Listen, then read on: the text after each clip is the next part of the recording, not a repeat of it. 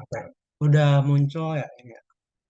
Udah Kak aman. Pil, ini kekecilan apa gimana? Atau aman tulisannya? Kalau di screen aku aman sih Kak. Oke, thank you. Oke, jadi eh, kalau aku ngelihat SAP kalian, mana sih tadi? Oke, jadi aku mau ngejelasin SAP 9 sampai 11 yang aku bikin jadi satu soal gitu aja. Nah, jadi kalau aku lihat itu SAP 9 sampai 11 itu tentang restitusi, keberatan, sama banding. Oke, kita langsung mulai aja ya. Jadi di soalnya ini kasusnya adalah PTX adalah perusahaan tekstil yang berlokasi di Cikarang. Pada April 2022, PTX menyampaikan SPT PPH Badan Nihil. Nah, berdasarkan informasi tersebut, Anda diminta untuk, nah, jadi untuk kasus A ini, apabila ternyata berdasarkan hasil pemeriksaan yang dituangkan dalam surat ketetapan pajak yang dilakukan oleh pihak DJP menyatakan terdapat kredit PPh tiga yang belum dikreditkan sebesar 200 juta dan kemudian oleh DJP diterbitkan SKPLB. Nah, dari temuan tersebut, jelaskan langkah apa yang dapat dilakukan PTX apabila PTX sedang membutuhkan dana untuk operasional perusahaan dan berikan dasar hukumnya. Ayan. Oke, jadi buat teman-teman, kalau seingat aku mungkin sama juga tahun ini, tapi kalau tahun lalu itu kan kalau UTS itu masih ibaratnya menurut aku ya masih kayak hafalan banget ya. Tapi kalau buat UAS itu udah mulai kasus-kasus gitu teman-teman. Nah, jadi biar besok nih pas ujian teman-teman itu apa ya kayak kan itu besok tuh kasusnya kayak panjang banget gitu loh teman-teman. Apa kalimatnya, paragrafnya itu kayak bener-bener panjang. Jadi menurut aku bakal bagus banget kalau teman-teman kayak ngasih apa ya kayak diketahui gini kayak intinya tuh case A itu apa sih poin-poin yang disengketakan gitu loh. Misal jadi eh, diketahui ini kayak awalnya banget jadi PTX lapor SPT PPh badannya nihil April 2022 berarti on time. Nah, di case A ini dari hasil pemeriksaan itu ada kredit PPh tiga yang belum dikreditkan sebesar 200 juta. Nah, dampaknya tuh apa sih kalau ada kredit pajak yang belum dikreditkan? Nah, dampaknya itu LB. Nah, mungkin buat teman-teman yang mungkin belum kebayang kenapa jadinya lebih bayar, itu gini teman-teman. Jadi ini misal aja ya, ini yang kiri perhitungannya PTX, yang kanan perhitungannya pemeriksa.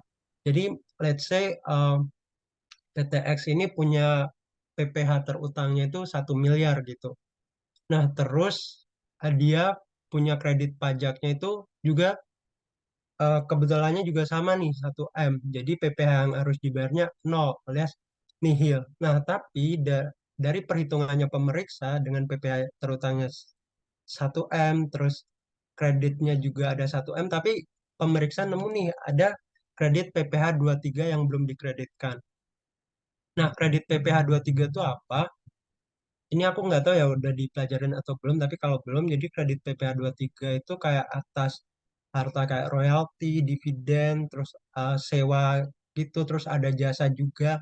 Nah, jadi ini tuh modelnya itu adalah kayak let's say ada perusahaan lain yang make perusahaan lain yang kemudian make PTX. Nah, terus dipotong tuh penghasilannya PTX sama lawan transaksinya. Nah, eh, atas penghasilan yang udah dipotong itu kan jadi kredit ya teman-teman. Nah, tetapi di kasus ini tuh ibaratnya PTX tuh kelupaan gitu buat mengkreditkan. Nah, makanya itu kemudian dari temuannya pemeriksa kayak dimunculkan nih kayak pemeriksa ngomong nih loh, kamu ada PPh tiga yang kamu belum kreditin. Nah, jadinya kan total kredit pajaknya kan 1,2 M, sedangkan pajaknya aja cuman 1 M. Jadinya dia kelebihan dong, yaitu sebesar 200 juta. Nah, jawaban dari case A ini karena ada pemeriksaan yang menghasilkan SKPLB, nah maka kan sebenarnya perusahaan itu kan dapat milih ya teman-teman kalau misal lebih bayar bisa kompensasi atau restitusi. Nah, tetapi dari kasus ini kenapa kemudian jawabannya adalah restitusi karena ada klausa gitu bahwa perusahaan ini lagi butuh nih duit buat operasional perusahaannya. Jadi diasumsikan bahwa PTX bakal prefer buat ngajuin restitusi aja. Ibaratnya PTX lagi butuh duit nih. Nah, maka dari itu landasannya adalah pasal 17 ayat 1 KUP, yaitu sebab diketahuinya terdapat kelebihan bayar itu berdasarkan SKPLB. Nah, SKPLB ini teman-teman jangan lupa itu tuh produk hukum dari pemeriksaan. Nah, adapun ketentuan yang mengatur terhadap tata cara restitusi itu diatur di PMK nomor 244 2015 yang kalau teman-teman baca itu kayak syarat-syaratnya kayak harus dihitung dulu dengan utang pajak yang lainnya, kemudian juga kayak hal-hal teknis kayak harus menyampaikan rekening dalam negeri atas nama wajib pajak. Nah, tapi eh, kemarin aku juga kayak browsing gitu, ini ada website gitu, sorry, itu jadi kalau dari websitenya ini tuh bilang sebenarnya kalau sekarang itu kayak restitusi itu bisa lebih mudah gitu teman-teman, bisa online aja gitu gitu teman-teman. Kayak mungkin dari case A, kalau ada yang mau nanya mungkin bisa langsung chat aja gitu ya teman-teman. Aku juga buka, aku juga merhatiin chatnya kok. Kayak mungkin eh, kayaknya clear. Jadi case A ini simple aja kayak ada kayak PTX, lapor pajak, terus terus sama pemeriksa ternyata ada pajak yang belum dikreditin, jadinya terus terbit SKPLB, dan kemudian PTX milih untuk ngerestitusi karena PTX lagi butuh duit. Gitu aja. Oke, kita masuk ke kasus B. Nah, gimana kalau ternyata berdasarkan hasil pemeriksaan DJP itu terdapat kurang bayar sebesar 500 juta yang dilakukan oleh PTX dan kemudian diterbitkan SKPKB pada November 2022. Tetapi PTX nggak setuju nih sama temuannya pemeriksa. Jelaskan langkah-langkah yang dapat ditempuh oleh PTX beserta ketentuan formalnya. Nah, jadi di kasus ini beda sama kasus A. Nah, kasus B ini tuh kalau kasus A tadi pemeriksa nemunya lebih bayar, tapi kalau di kasus B pemeriksa malah temuannya itu PTX tuh ada kurang bayar sebesar 500 juta. Pemeriksa udah nyampein ke PTX, tapi PTX nggak setuju nih sama pemeriksa. Nah, apa sih yang bisa dilakuin PTX kalau nggak setuju sama teman pemeriksa? Nah, jawabannya adalah sesuai yang ada di pasal 25 ayat 1 itu tentang keberatan. Nah, PTX itu dapat mengajukan keberatan atas SKPKB yang diterbitkan oleh DJP. Nah, ketentuannya gimana atau teknisnya gimana? Nah, teknisnya adalah keberatan itu dapat diajukan maksimal 3 bulan sejak diterbitkannya SKP. Ini tercantum di pasal 25 ayat 3. Dan jika mengacu pada kasus PTX, maka batas waktu penyampaian keberatannya adalah bulan Februari 2023. Karena kan tadi PTX kan dapat SKPKB-nya November nih, berarti 3 bulan dari November kan berarti Desember, Januari, Februari. Jadi maksimal banget nih PTX tuh harus menyampaikan keberatannya. Nah, keberatan ini disampaikannya kemana? Nah, keberatan itu disampaikannya ke DJP gitu teman-teman. Dan untuk ketentuannya itu bisa dibaca di, ntar aku bukain, hmm, wait. Di pasal 25 ayat 2. Ini kayak teknisnya gitu, kayak harus diajukan secara tertulis dalam bahasa Indonesia dan juga kayak ngasih tahu nih ke DJP-nya kayak jumlah pajak yang terutang berapa, jumlah pajak yang dipotong atau dipungut berapa, jumlah rugi menurut perhitungan WP-nya gimana, sama alasan yang jadi dasar perhitungan gitu. Oke, clear ya mungkin teman-teman. Oke, aku move aja. Kalau ada yang mau ditanya langsung kirim chat aja ya teman-teman. Oke, di case C. Nah, di case C ini ada kasus bahwa gimana kalau ternyata atas SKPKB yang terbit tadi November 2022 sebesar 500 juta itu dibawa dibawa sama PTX sampai ke pengadilan nih. Nah, tapi sama pengadilan tuh ditolak seluruhnya. Nah, jelaskan konsekuensi yang harus diterima PTX. Nah, sebagai informasi, sebelum PTX melayangkan keberatan, PTX udah melunasi pajaknya sebesar 100 juta rupiah. Nah, jadi di case C ini, berarti kan kalau ke pengadilan, itu berarti namanya itu adalah banding. Nah, tapi dalam pengajuan bandingnya ini, PTX tuh ditolak seluruhnya gitu sama pengadilan pajak. Nah, konsekuensi yang harus diterima oleh PTX karena pengajuan bandingnya itu ditolak adalah sanksi administrasi berupa denda sebesar 60%. Nah, ini ada di mana? Ini bisa dicek di pasal 27 deh, nggak salah. Dikenai sanksi administrasi berupa. Nah, ini di pasal 27 ayat 5F. Dikenai sanksi administratif berupa denda sebesar 60%. Nah, teman-teman pasti udah belajar kan kayak sanksi itu ada yang bunga, terus ada denda, nah, sama kenaikan. Nah, kalau di kasusnya, kalau banding itu ditolak, PTX-nya bakal kena sanksinya itu denda. Nah, dendanya berapa? Dendanya itu 60%. Nah, cara ngitungnya gimana? Cara ngitungnya adalah pokok pajak. Pokok pajaknya tuh apa? Pokok pajaknya itu yang tercantum di SKPKB yang diterbitin DJP 500 juta itu. Nah, tetapi ini kan ada informasi kan teman-teman. Sebagai informasi, eh mana sih tadi? Sebagai informasi, sebelum PTX melayangkan keberatan, PTX udah melunasi nih pajaknya itu sebesar 100 juta rupiah. Nah, kemudian dari 500 juta itu dikurangi 100 juta, ketemu 400 juta. Nah, 400 juta dikali 60% dapat 240 juta. Nah, pokoknya tadi 500 juta, berarti yang harus dibayar sama PTX itu 740 juta. Nah, intinya kalau mengajukan banding itu kan pas sebelum ngajuin keberatan itu kan ada yang dibayar dulu gitu teman-teman.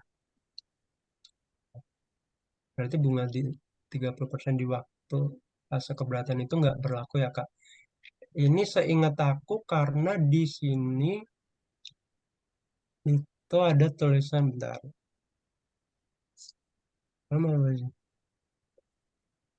Kalau menurut aku ini kan ada pertanyaan teman-teman. Berarti bunga 30% di waktu di fase keberatan itu nggak berlaku ya, Kak? Kalau sepemahaman aku enggak. Kenapa? Karena di 5A ini tuh ada keterangannya bahwa eh, dalam atas jumlah pajak yang belum dibayar pada saat pengajuan keberatan tertangguh. Jadi tuh kayak ditangguhin dulu gitu loh teman-teman utang-utang pajaknya sampai maksimal 1 bulan sejak tanggal penerbitan dari putusan banding. Jadi hal-hal yang ada di keberatan itu senangkap aku kalau berdasarkan ayat 5 ini tuh jadi ditangguhkan gitu, ditangguhkan dulu gitu sampai yaitu sampai putusan banding ini terbit nih. Nah, maksimal 1 bulan gitu. Oke, apakah menjawab? Oke, oke, oke, kita move lagi ke pertanyaan berikutnya. Nah, gimana kalau atas kasus SKPKB sebesar 500 juta itu udah sampai ke tingkat pengadilan nih. Dan pada Agustus 2023, Pengadilan Pajak tuh memutuskan bahwa pelaporan SPT PPh Badan oleh PTX sudah benar. Jelaskan hak-hak yang seharusnya diterima oleh PTX. Jadi di case D ini itu sama kayak kasus C, yaitu udah di tingkat pengadilan alias banding. Tapi kalau kasus C tadi, oke, thank you. Kalau di kasus C tadi ditolak seluruhnya, nah kalau kasus D ini tuh kayak pengadilan tuh setuju gitu sama PTX. Nah, ketika kemudian gini teman-teman kan teman-teman mungkin juga udah diceritain gitu ya sama dosennya mungkin Mbak Wenda atau Prof. Aula, namanya wajib pajak itu buat kemudian ngurusin keberatan aja itu kan udah capek kan, belum kemudian banding harus ke pengadilan pajak, harus hire konsultan. Jadi kan atas kos-kos yang ditimbulkan kayak mungkin psychological cost, money cost, time cost gitu kan tentu kos-kosnya itu kan ya ibaratnya gede gitu.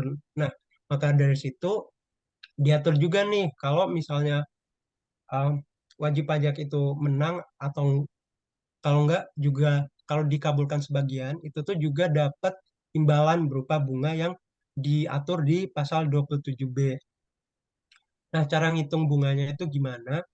Nah, kan eh, pengadilan putusan bandingnya itu kan terbitnya di Agustus 2023. Sedangkan SKPKB-nya tadi kan di November 2022. Dari November sampai Agustus itu kan ada 9 bulan. Nah, kalau di undang-undang itu tuh diatur maksimal imbalan bunganya itu dihitungnya itu 24 bulan. Nah, tapi karena ini masih 9 bulan, jadi kan ya udah dihitung semua dong. Nah, cara ngitungnya itu adalah tarif bunga KMK ketika SK-nya itu diterbitkan dikali eh, lama bulannya tadi dari November sampai Agustus dikali yang angka yang di SKPKB tersebut. Jadi 0,62% ini bisa dicari aja gitu tarif bunga KMK November 2022 dikali masanya 9 bulan dikali 500 juta ketemu 27.900.000. Nah, hal ini mengacu tadi di pasal 27B ayat 4 di UU KUP. Gitu, teman-teman. Oke.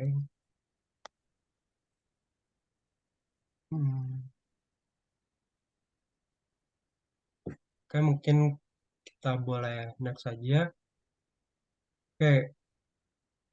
Nah, di kasus E ini tuh ada kasus gimana kalau ternyata setelah putusan pengadilan disampaikan, pihak DJP itu menemukan kekeliruan dan informasi dari pihak ketiga di mana pas dihitung kembali itu perhitungannya PTX tuh nggak tepat jelaskan upaya yang dapat dilakukan oleh DJP beserta dasar hukumnya.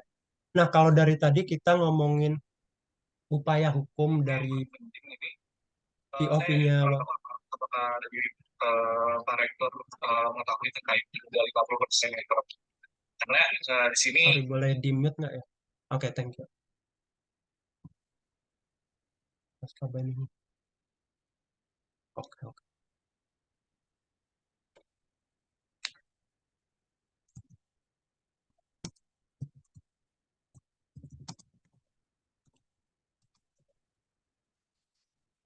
Benar ya teman-teman.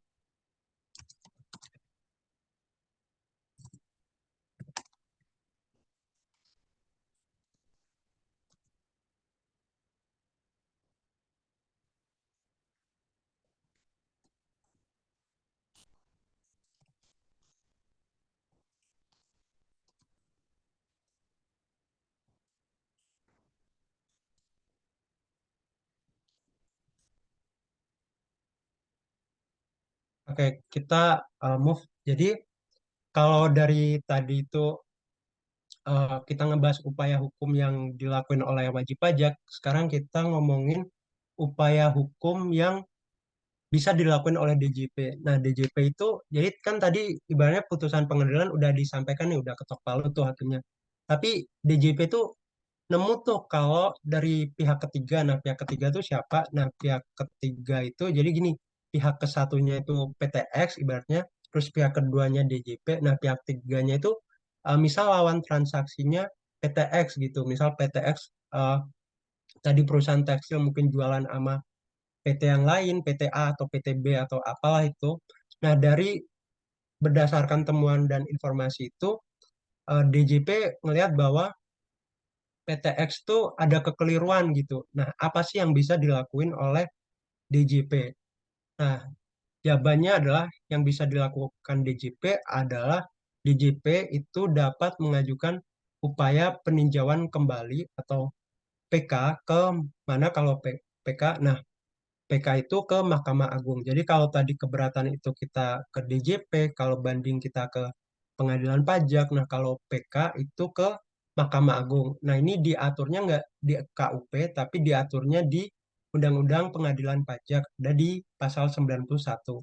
Nah, ini juga ada rules-nya, yaitu peninjauan kembali ini dapat dilakukan maksimal 3 bulan sejak ditemukannya surat bukti yang waktu penemuannya disahkan oleh pejabat berwenang sebagaimana dijelaskan di pasal 92 di UU Pengadilan Pajak. Jadi, untuk memahami peninjauan kembali ini, teman-teman jangan ngelihat ke KUP, tapi coba buka di UU Pengadilan Pajak di pasal 90-an itu.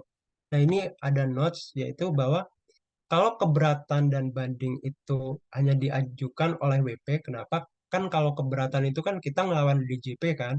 Nah, otomatis ya yang bisa ngajuin kan ya kita dong. DJP-nya kan nggak mungkin kan. Nah, terus kalau banding juga kenapa hanya bisa diajukan oleh WP? Karena kan banding ini kan atas keberatan.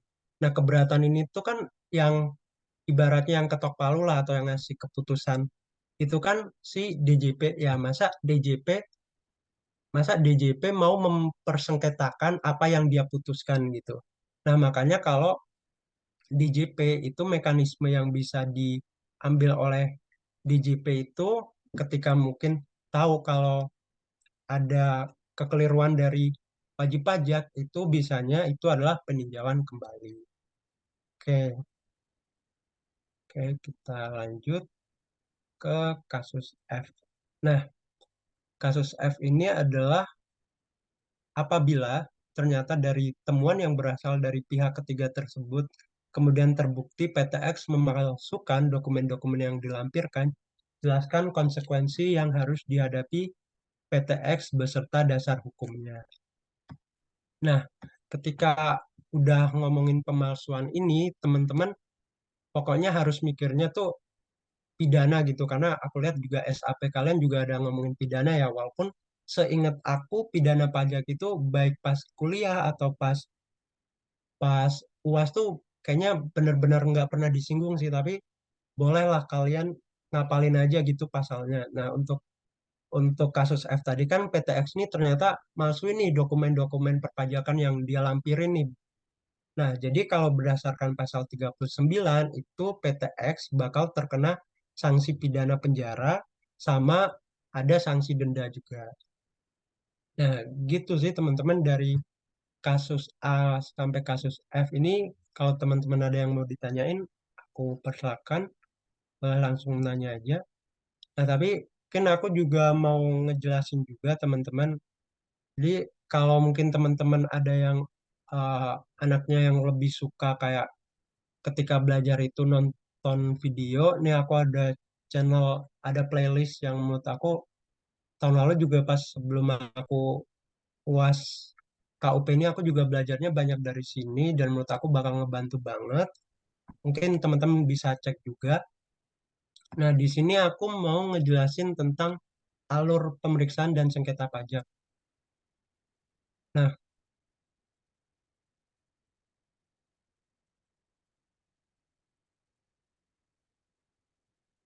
oke. Nah, aku mau ngejelasin dulu tentang alur pemeriksaan dan sengketa pajak karena mungkin teman-teman juga masih belum kebayang mungkin ya terkait alur-alur gini karena mungkin belajarnya lebih kayak ngebahas langsung keberatan gimana, banding gimana, tapi buat alur secara rincinya gimana. Nah, mungkin sebenarnya bakal lebih banyak dipelajarin di matkul semester 3 namanya matkul pemeriksaan pajak. Jadi untuk tahapannya sebenarnya tahap satunya bukan pemeriksaan ya teman, tapi awal banget ya dari SPT yang kita laporin. Nah, dari SPT yang kita laporin itu sama DJP kemudian dilakukan pemeriksaan. Ya, ini teknik-teknik pemeriksaannya kayak ada ekualisasi, terus data matching gitu-gitu nanti bakal kalian pelajarin di semester 3. Nah, habis dari pemeriksaan ini, DJP ngasih nih, nerbitin SPHP atau surat pemberitahuan hasil pemeriksaan. Nah, SPHP ini kemudian ibaratnya dikasih nih ke ke wajib pajak. Nah, wajib pajak tuh bisa ngerespon, bisa ngasih respon kepada SPHP ini. Nah, itu responnya gimana kalau dari kata mungkin kalian kenal Pak Prianto, yaitu responnya kalian bikin dengan tulisan, harus kalian bikin drafting dengan bagus, dengan dasar hukum yang baik. Nah, habis ngasih respon, terus diskusi dong, karena kan ya ibaratnya beda pendapat kan, yang satu pengennya gini, yang wajib pajaknya pengennya gini. Jadi ya udahlah, kita kumpul bareng, kita diskusi gitu. Tapi kalau dari pengalamannya Pak Pri, sebenarnya di diskusi ini nggak sekaku-kaku yang teman-teman bayangin, bisa juga kayak ibaratnya kayak lewat WA gitu, kayak nanyain, Pak ini kok hitung-hitungannya gini gini gini. Nah kayak gitu tuh bisa banget, jadi nggak sekaku yang teman-teman bayangin. Nah dari diskusi tersebut muncul eh, SKP atau surat ketetapan pajak ya.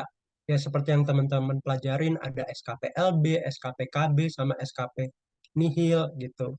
Nah, gimana sih kalau kita nggak setuju sama SKP yang diterbitin DJP? Ya, tentu kita bisa ngajuin keberatan ya ke DJP dengan catatan bahwa pengajuan itu dalam jangka waktu 3 bulan sejak SKP-nya itu dikirimkan deh, kalau aku nggak salah kata-katanya itu, yang diatur di pasal 25 ayat 3. Nah, tapi sebelum ngajuin itu kita harus bayar sesuai yang disepakati di SPHP.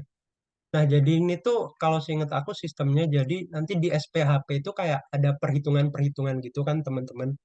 Nah, perhitungan kayak versinya DJP itu segini sama versinya WP itu ibaratnya segini. Seingat aku kayak bener-bener disandingin gitu. Nah, terus wajib pajak tuh ibaratnya nego lah, ibaratnya kayak eh, yang pengen, yang dia setuju yang mana, yang dia nggak setuju yang mana. Nah, yang dia setuju dia harus bayar dulu sebelum ngajuin keberatan. Yang dia nggak setuju yaitu yang dia ajuin ke keberatan. Nah, dalam keberatan ini DJP itu punya waktu maksimal 12 bulan untuk ngasih keputusan yang diatur di pasal 26 ayat 1. Dan kalau aku baca di pasal 26, kalau DJP itu nggak ngasih keputusannya selama 12 bulan, itu dianggap DJP itu setuju. Itu bisa dibaca ya teman-teman di pasal 26. Nah, tapi gimana nih kalau kita nggak puas sama keberatan? Nah, kita bisa ngajuin banding. Nah, notes-nya adalah mungkin sama kayak tadi di keberatan, yaitu kita bisa ngajuin dalam jangka waktu 3 bulan yang ada diatur di pasal, oh sorry, kayaknya bukan di pasal 25 sih, kayaknya di pasal 27. Nah, tetapi perbedaannya adalah kalau di keberatan itu DJP atau keputusannya itu ada maksimal waktu diterbitin yaitu 12 bulan, tetapi di banding itu nggak ada batasan waktunya gitu teman-teman. Jadi mau mau 5 tahun, mau 10 tahun itu ya suka-sukanya hakimnya aja mau ngasih keputusannya itu kapan. Nah, kenapa bisa selama itu? Karena kalau dari yang aku dengar itu karena pertama kayak hakim hakim di pengadilan pajak ini kan hitungannya dikit gitulah daripada di pengadilan-pengadilan yang lain. Kemudian juga kalau nggak salah juga itu kayak kasus-kasusnya juga banyak, dan ada aturan kalau ya namanya pengadilan ini kan tempat untuk memberikan keadilan ya teman-teman. Jadi pengadilan pajak tuh ya ibaratnya nggak bisa menolak dari kasus yang diajukan ya, kecuali mungkin cacat formil dan gimana gitu ya. Tapi kalau kasusnya disampaikan dengan baik sesuai ketentuan formilnya, harusnya nggak bisa ditolak. Jadi mungkin karena adanya keterbatasan-keterbatasan itu memang kemudian nggak diatur nih teman-teman batasan waktu buat terbitnya keputusan banding tersebut. Nah, kemudian juga ada hal menarik juga yang mungkin tadi aku udah mention. Nah, pas ngajuin banding ini, jangka waktu pelunasan pajak itu tertangguh sampai 1 bulan sejak terbit putusan banding. Nah, kemudian putusan banding ini tuh nggak ditangguhkan apabila wajib pajak ngajuin uh, peninjauan kembali. Jadi kalau misal teman-teman nggak setuju nih tadi sama bandingnya terus ngajuin PK, nah teman-teman harus tetap bayar dulu apa yang diputuskan oleh bandingnya, putusan bandingnya harus teman-teman bayar dulu. Gitu. Nah, terakhir, kalau teman-teman masih nggak puas sama putusan banding, itu teman-teman bisa ngajuin PK alias peninjauan kembali yang diatur di UU Pengadilan Pajak di pasal 91, 92. Gitu sih teman-teman. Oke, mungkin dari teman-teman ada yang ingin ditanyain, mungkin ada yang masih bingung gitu tentang alurnya atau ada yang mau dikonfirm.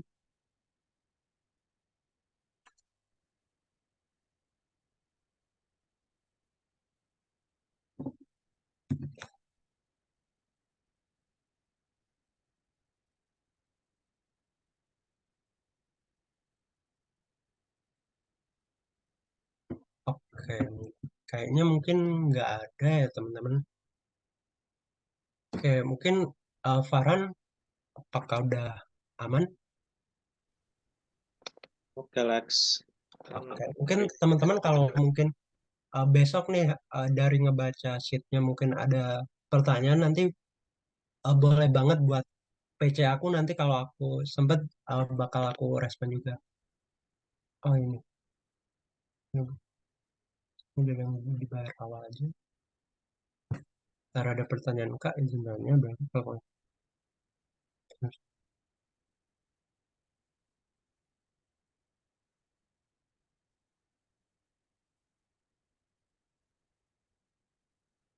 oh ini ada pertanyaan kayak Kak izin bertanya kalau pengadilan pajak bisa seenaknya bikin keputusan untuk pelunasannya dari yang dibayar awal aja Kak atau gimana? Kalau senangkap aku ya dari surat ini sih surat surat apa sih pengadilan pajak kan banding. Oh dari surat keberatannya. Jadi ya sesuai apa yang diputuskan di surat keberatan. Nah ini bisa dibaca lagi ya di pasal 27 bahwa apa yang disengketakan di pengadilan pajak alias banding itu kan yang tertera di SK atau surat keputusan keberatannya. Jadi ya untuk angkanya seberapa ya yang diatur di SK keberatannya itu. Gitu sih. Kayaknya udah oke. Thank you Mas Sama. Oke. Mungkin boleh switch ya. Oke, thank you Lex. Gue izin share screen ya. Sebelumnya mungkin gue mau ini sih Lex, apa namanya? eh Confirm yang ini dulu Lex. Sorry. Yang imbalan tadi ya. Iya, yang imbalan. Em, jadi gue nggak tahu ya, takutnya memang kita di apa namanya ada sedikit eh, Beda lah. dasar hukum yang agak sedikit outdated ya teman-teman. Jadi gini, kalau yang gua baca di pasal 27B itu kayaknya sih dari penafsiran gua gitu, imbalan bunga ini cuman muncul ketika memang si SK banding atau SK keberatan yang apa namanya yang diajukan oleh wajib pajak ini menghasilkan SK-nya itu LB gitu. Jadi memang nyata-nyata LB gitu SK-nya. Bukan gara apa namanya misalnya kan tadi kan ini ya apa namanya sorry Lex, yang ini yang banding tes apa ya? Tadi yang imbalan. SD ya? Atas atas SKPKB yang 500 juta. Ya, ini tuh SK bandingnya dia mengabulkan PPh terutangnya jadi berapa Lex? Pokok yang harus dibayar total-total. Oh, oh ya mungkin kayaknya gara-gara soal gue nggak bikin detail tentang angka-angka detailnya sih ya. Han.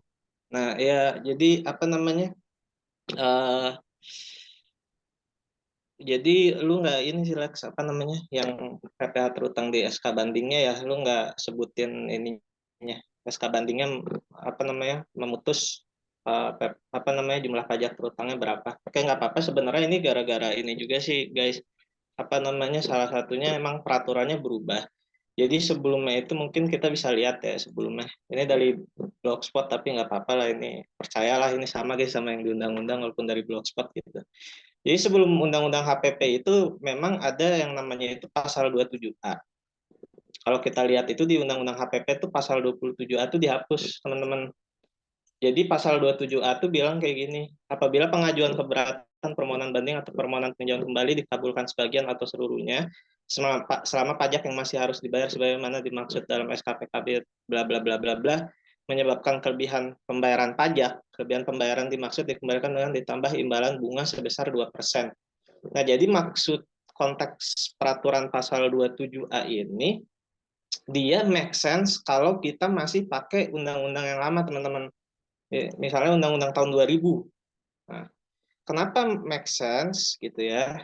Karena dulu, nah, pengajuan keberatan itu tidak menunda kewajiban membayar pajak dan pelaksanaan penagihan pajak, teman-teman. Jadi dulu sebelum sebelum peraturan yang sekarang udah modern, udah bagus gitu ya, keberatan itu menunda kewajiban membayar pajak. Tapi dulu itu enggak. Jadi walaupun kita mengajukan keberatan tuh kita udah bayar pajaknya tuh yang sesuai dengan SK keberatan. Sehingga nanti ketika ada SK banding itu pasti kita udah, kalau misalnya diterima gitu, dikabulkan sebagian ataupun dikabulkan seluruhnya gitu, ada kemungkinan besar kita tuh akan lebih bayar, teman-teman. Kenapa kayak gitu? Karena kita itu mau, ternyata apa namanya, PPh terutang yang di SK banding itu ternyata lebih kecil dari SK keberatan, pasti pasti sebelumnya kita udah bayar yang ada di SK keberatan, sehingga lebih bayarnya tuh pasti terjadi gitu. Kalau di konteks peraturan yang lama, makanya pasal 27A ini sangat make sense kalau di konteks peraturan yang lama, teman-teman. Nah, semenjak Undang-Undang HPP gitu ya, kalau nggak salah ini dihapuskan itu pasal 27A-nya ini, yang ini nih, ini dihapus itu semenjak Undang-Undang Cika ya, teman-teman. Nah, akhirnya pasal 27A ini dihapus. Sehingga, nah, kenapa sekarang kalau dihapus make sense gitu ya? Karena kemungkinan dipakainya pasal 27A ini menjadi nggak make sense gitu di konteks peraturan sekarang. Karena gini, ketika kita mengajukan banding, si pengadilan bandingnya ini cuman bisa mengabulkan se yang kita minta. Misalnya nih SKPKB-nya itu 500 juta, SK keberatannya 500 juta tuh kita ditolak. Terus di SK banding kita ngajuin supaya pajak terutangnya itu 300 juta. Ketika dikabulkan seluruhnya, pasti itu jadi 300 juta juga, nggak bisa di bawah 300 juta. Jadi mereka cuma bisa mengabulkan sebanyak apa yang kita minta, tidak bisa lebih. Si pengadilan pajak ini tidak bisa lebih dari apa yang kita ajukan gitu. Nah, sebelumnya kan di peraturan yang sekarang gitu ya, di peraturan yang sekarang si 300 juta ini kan jumlah yang kita setujui, sehingga menjadi pajak yang pasti kita sudah bayar gitu. Sehingga ketika dikabulkan seluruhnya, itu tidak menyebabkan yang namanya kayak tadi gitu, lebih bayar. Pasti 300 juta, kalau dikabulkan seluruhnya, kita udah bayarnya juga pasti ya 300 juta aja gitu, karena kita membayarnya hanya sejumlah yang kita setujui. Jadi pasal 27A ini klausalnya menjadi nggak terpakai, makanya dihapus gitu. Akhirnya yang muncul sekarang, klausul hukum yang masih bisa digunakannya itu cuman di pasal 27B dalam hal si apa namanya, SK bandingnya memang menyatakan lebih bayar, tidak ada pajak yang terutang gitu. Contohnya misalnya ada SKPLB 100 juta gitu ya. Tetapi di sini kita masih keberatan gitu. Kita ngajuin SKPLB-nya harusnya 150 juta. Terus kita ngajuin keberatan, ditolak, ditolak 100 juta, masih 100 juta nih kekeh DJP-nya, kita ngajuin banding, ternyata dikabulkan seluruhnya 150 juta, maka atas maksimal imbalan bunganya ini dikenakan dasar pengenaan imbalannya ini yang jumlah kelebihan bayar yang kita ajukan yang 250 juta.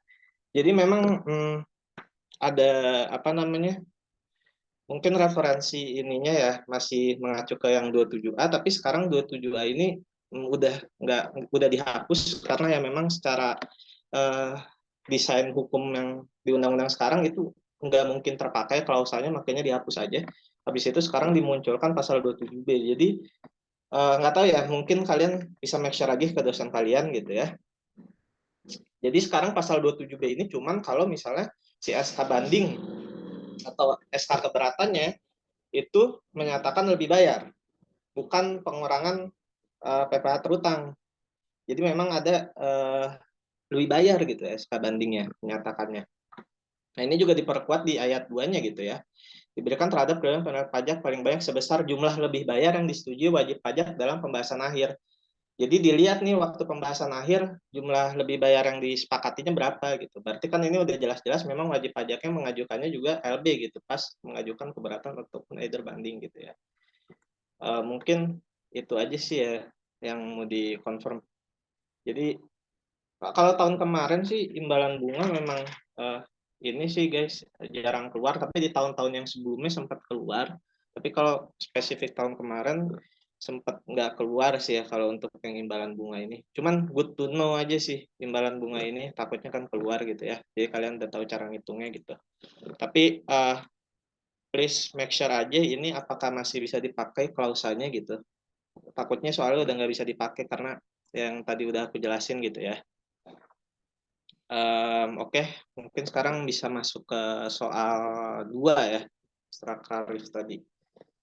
Nah, soal 2 ini kita masuk ke SHP 14 ya teman-teman. Ini SHP yang membahas tentang kerahasiaan data wajib pajak gitu ya.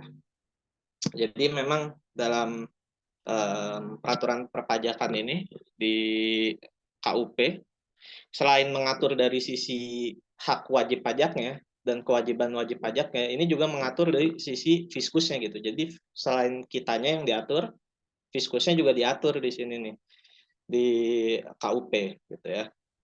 Dia mengatur tentang kode etik, gimana caranya merahasiakan gitu ya, itu diatur. Jadi kewajiban fiskus juga muncul di Undang-Undang KUP. Nah, sini ada kasus PT Pluto, perusahaan yang bergerak di bidang keantariksaan, ya antariksa. Jadi ini rumit nih. Pada tahun 2023, PT Pluto menjalani pemeriksaan PPh Badan untuk tahun pajak 2022. Nah, karena bidang keantariksaan ini bukan suatu industri yang umum gitu ya. Akhirnya pihak pemeriksa ya Fiskus di sini DJP itu menunjuk ahli. Di sini dia menunjuk Profesor Jennifer sebagai tenaga ahli untuk membantu proses pemeriksaan gitu ya. Nah, mendengar kabar penunjukan tenaga ahli tersebut gitu ya, salah satu direktur utama dari PT Pluto di sini merasa keberatan nih sama si DJP. Karena takut si Prof. Jennifer ini bisa saja membocorkan rahasia perusahaan kepada kompetitor dan mematikan usaha si PT Plutonya. Sebagai pihak DJP, bagaimana Anda menjelaskan kepada Direktur Utama PT Pluto mengenai keamanan kerahasiaan data PT Pluto? Oke, coba kita jawab gitu ya. Jadi mungkin kalau dari sisi direktur utamanya, ini kita pakai kacamata awam gitu ya, melihat bahwa oh kalau pemeriksaannya sama DJP ya aman, emang orang pajak gitu ya. Tetapi kok tiba-tiba ada orang luar nih, bukan orang DJP, ikut-ikut meriksa PT Pluto gitu ya. Akhirnya dia takut nih, ini apaan nih orang luar gitu ya. Tiba-tiba ikut-ikutan lihat-lihat dokumen perusahaan gitu.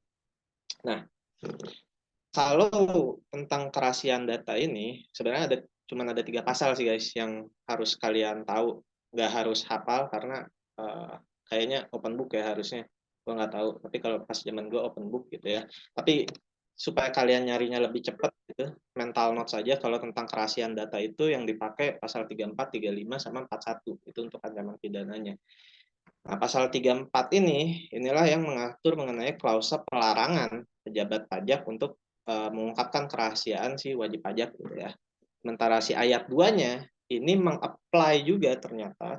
Jadi selain pejabat pajak gitu ya, selain pejabat pajak, orang yang ditunjuk untuk membantu Direktur Jenderal Pajak untuk melaksanakan ketentuan peraturan perundang-undangan, dalam hal ini konteksnya pemeriksaan itu salah satu ketentuan perundang-undangan perpajakan gitu ya, itu dipersamakan kewajibannya dalam hal di sini merahasiakan data WP gitu.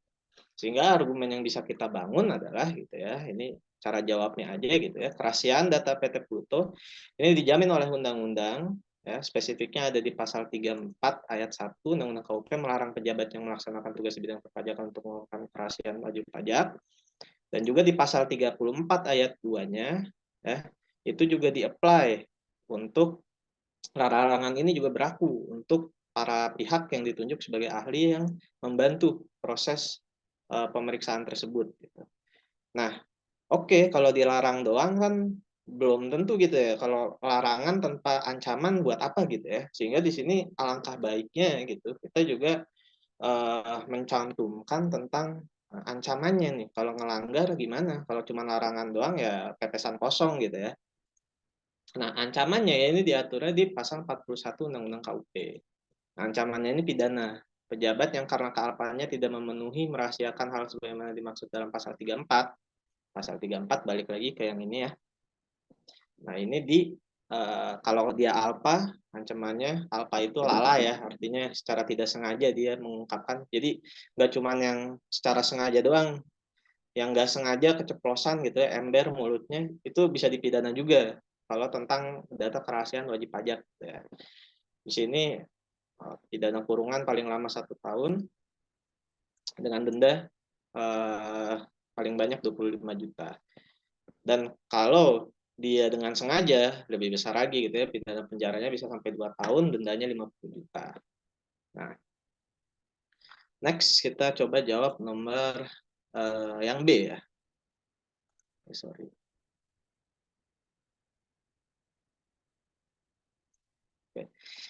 Karena masih memerlukan lebih banyak keterangan dan bukti, pihak pemeriksa memutuskan untuk meminta keterangan dari pihak ketiga, yaitu KP Budi dan Rekan dan Bang Damamon. Kedua pihak tersebut diketahui mengikat kewajiban kerahasiaan dengan pihak wajib pajak. Jelaskan bagaimana wewenang Fiskus dalam hal ini, gitu ya. Nah, jadi kita bisa refer ini ke pasal 35 ya, kayak yang gue bilang tadi. Kalau tentang kerahasiaan data nggak jauh-jauh 34, 35, 41. Nah, pasal 35 itu memberikan kekuasaan bagi Fiskus gitu ya untuk meminta keterangan ataupun bukti dari pihak ketiga. Nah, pihak ketiga ini bisa siapa? Sebenarnya apa namanya? Secara teori bisa siapa aja gitu ya. Karena di sini dan atau pihak ketiga lainnya. Jadi practically sebenarnya bisa siapa aja gitu pihak ketiganya itu. Dan si pihak ketiga ini dia wajib memberikan keterangan atau bukti yang diminta ketika dia dimintakan untuk memberikan keterangan tersebut gitu ya. Nah, dalam hal ini kan dia meminta ke KAP Budi dan Rekan karena mungkin KAP Budi dan Rekan ini merupakan kantor akuntan publik yang menjadi auditor sehingga tahu beberapa hal penting gitu ya yang dimiliki oleh PT Pluto sehingga mungkin DJP di sini tertarik untuk menggali lebih dalam gitu ya tentang data-data PT Pluto dan keterangannya gitu. Dan yang kedua bank, ya bank ini jelas gitu ya kalau kita bisa buka rekening banknya semua hal yang mungkin dirahasiakan yang tidak muncul di laporan keuangan ya semua omission yang dilakukan oleh PT Pluto bisa kebongkar gitu once si DJP-nya ini ngelihat mutasi rekeningnya gitu misalnya ya. Nah, cuman di sini ada suatu hal yang unik gitu ya. Si KAP Budi dan Rekan dan juga Bang Damamon gitu ya. Ini sama-sama mengikat kewajiban merahasiakan data dari PT Pluto gitu. Jadi mereka nih di satu sisi punya kewajiban merahasiakan, tetapi dibenturkan dengan ini juga apa namanya dimintakan keterangan oleh DJP, yang mana di situ mereka juga wajib untuk memberikan. Nah, di sini diatur ya di ayat 2 pasal 35 itu pihak-pihak sebagaimana yang dimaksud ayat 1 yang ini tadi ya, yang terikat kewajiban merahasiakan untuk keperluan pemeriksaan bla bla bla bla bla bla bla itu kewajiban merahasiakannya ditiadakan.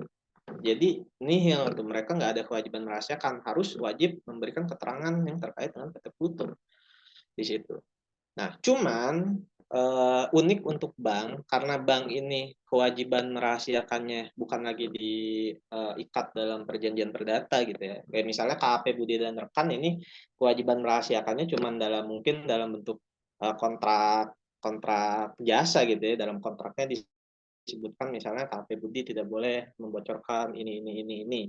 Tetapi untuk bank di Indonesia itu memang dia diaturnya di level tingkat undang-undang. Jadi walaupun apa namanya, jadi sudah bukan ada di level keperdataan lagi kalau untuk kewajiban merahasiakan bank, sehingga ada extra step nih, ada langkah tambahan yang harus dipenuhi oleh Fiskus di sini kalau dia mau meraih atau mendapatkan keterangan dari bank, yaitu di sini disebutkan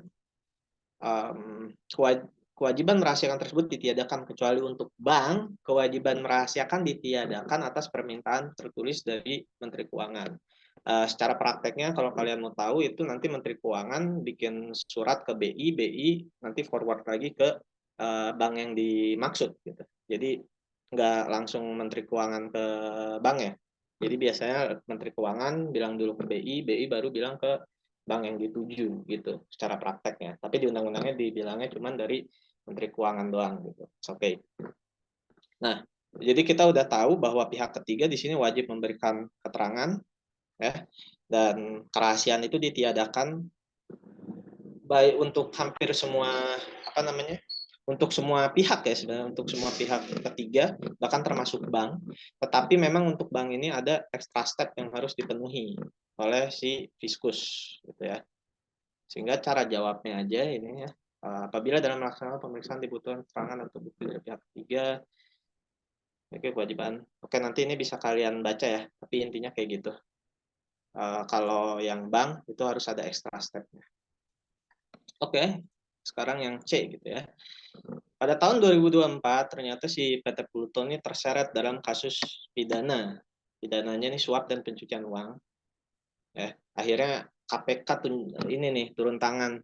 Dia ditunjuk sebagai penyidik dalam kasus tersebut. Dalam rangka penyidikan, KPK merasa membutuhkan keterangan dan kesaksian dari Profesor Jennifer. Karena sebelumnya Profesor Jennifer ini pernah jadi ahli dalam pemeriksaan pajak si PT Pluto. Jadi mungkin si KPK-nya merasa terdapat data-data atau keterangan yang bisa bermanfaat gitu ya dari si Prof Jennifer ini. Cuman kan tadi sudah diatur gitu ya, si Prof Jennifer ini ahli dan dia dilarang mengungkapkan kerahasiaan si PT Pluto seharusnya gitu ya, idealnya. Tapi kan ini konteksnya penyidikan nih, penyidikan pidana, kasusnya berat lagi, suap, pencucian uang gitu ya, sama KPK lagi gitu ya. Ini gimana nih? Ada dua benturan. Di satu sisi ini dimintakan keterangan untuk rangka penyidikan, tapi di satu sisi juga di undang-undang diatur tidak boleh mengungkapkan kerahasiaan.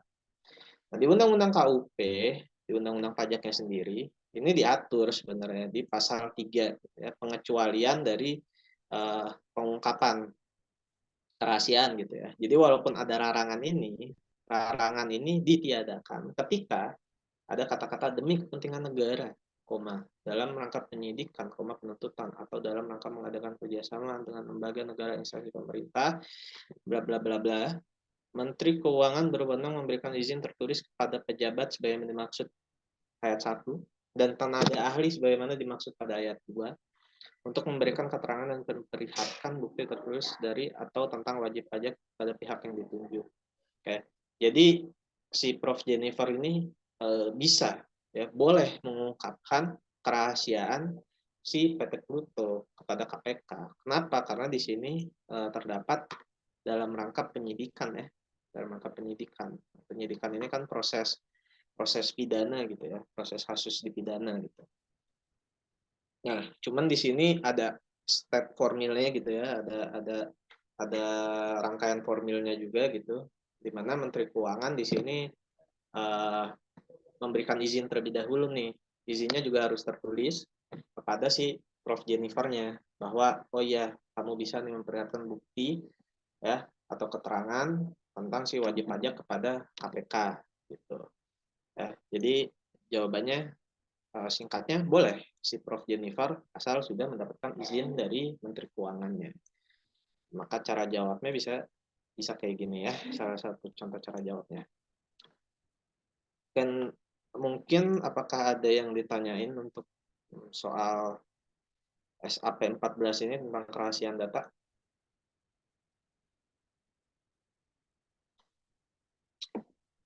Oke, kayaknya belum ada yang nanya ya kalau untuk SAP yang ini. Jadi kita bisa lanjut untuk ke SAP yang berikutnya gitu ya.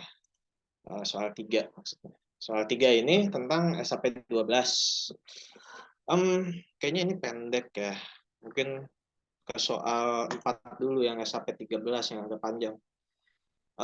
Jadi soal 3 ini, soal 4 ini, ini tentang SAP 13. Dan SAP 13 ini tentang penagihan pajak. Dan penagihan pajak ini dia kalau di angkatan gua gitu ya, ini salah satu materi yang keluarnya cukup banyak di UAS. Bahkan pada saat itu disuruh ngeprint undang-undang PPSP, penagihan pajak dengan surat paksa, itu disuruh ngeprint tuh. Nggak tahu nih kalau kalian gimana. Jadi dan salah satu blundernya sebenarnya gue nggak tahu bahwa si undang-undang PPSP yang ini nih, yang mana nih bentar ya, yang Ini 2000 atau apa. Nah, yang 19 tahun 2000 ini nih, gue kan ngeprintnya ini doang nih, nomor 19 tahun 2000, dan mostly teman-teman gue juga ngeprintnya yang ini doang, nomor 19 tahun 2000. Nah, ternyata yang ini tuh undang-undang perubahannya doang gitu ya. Jadi ada beberapa pasal yang memang nggak kayaknya nggak ada gitu di undang-undang yang ini karena nggak berubah.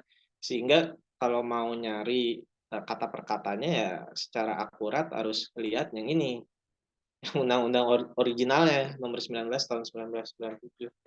Uh, jadi mungkin itu nice info aja kalau kalian mau belajar tentang undang-undang PPSP ini, undang-undang PPSP yang tahun 2000 ini sebenarnya ini pembaharu dari yang undang-undang nomor 19 tahun 1997. Jadi hanya merubah aja gitu. Oke. Itu nice to know aja.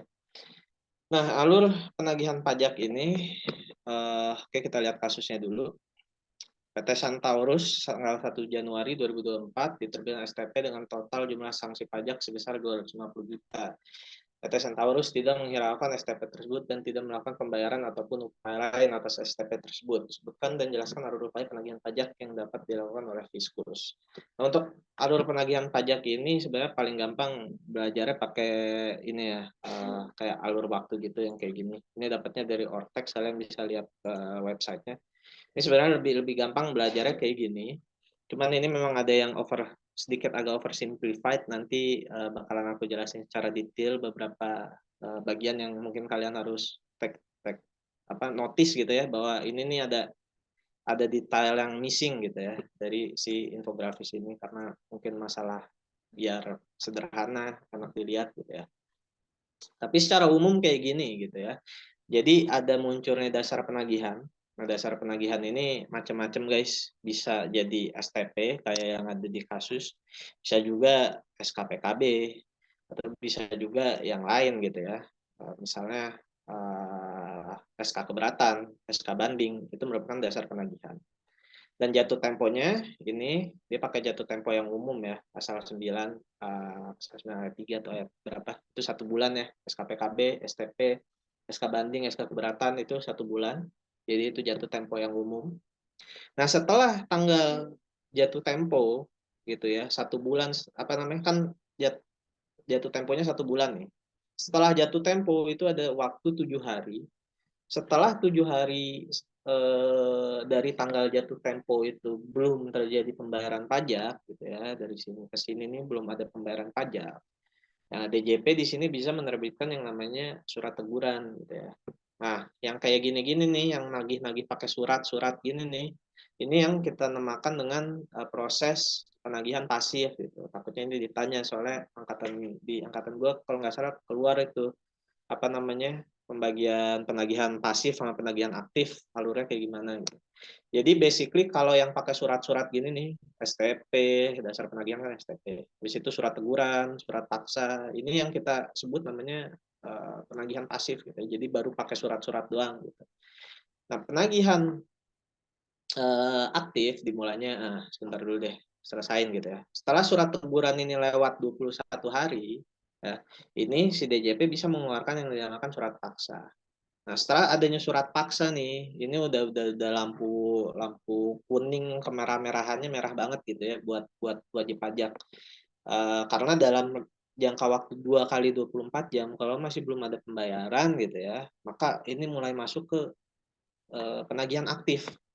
Nah, penagihan aktif ini dia include aktivitas yang kita namakan penyitaan gitu. Jadi secara aktif nih barang-barang kita udah mulai disita-sitain nih buat ngebayar si utang pajaknya. Itu kalau penagihan yang aktif. Yaitu dari 2 kali 24 jam. Nah, setelah dilaksanakannya penyitaan gitu ya, SPMP, surat perintah melaksanakan penyitaan, paling singkat. Nah, di sini nih harusnya memang kata-kata di undang-undangnya nih, ini tuh sebenarnya paling singkat 14 hari, bukan 14 hari doang. Jadi bisa aja lebih dari 14 hari nih pas sudah nyampe sini. Jadi paling singkat 14 hari setelah penyitaan dapat dilakukan pengumuman lelang.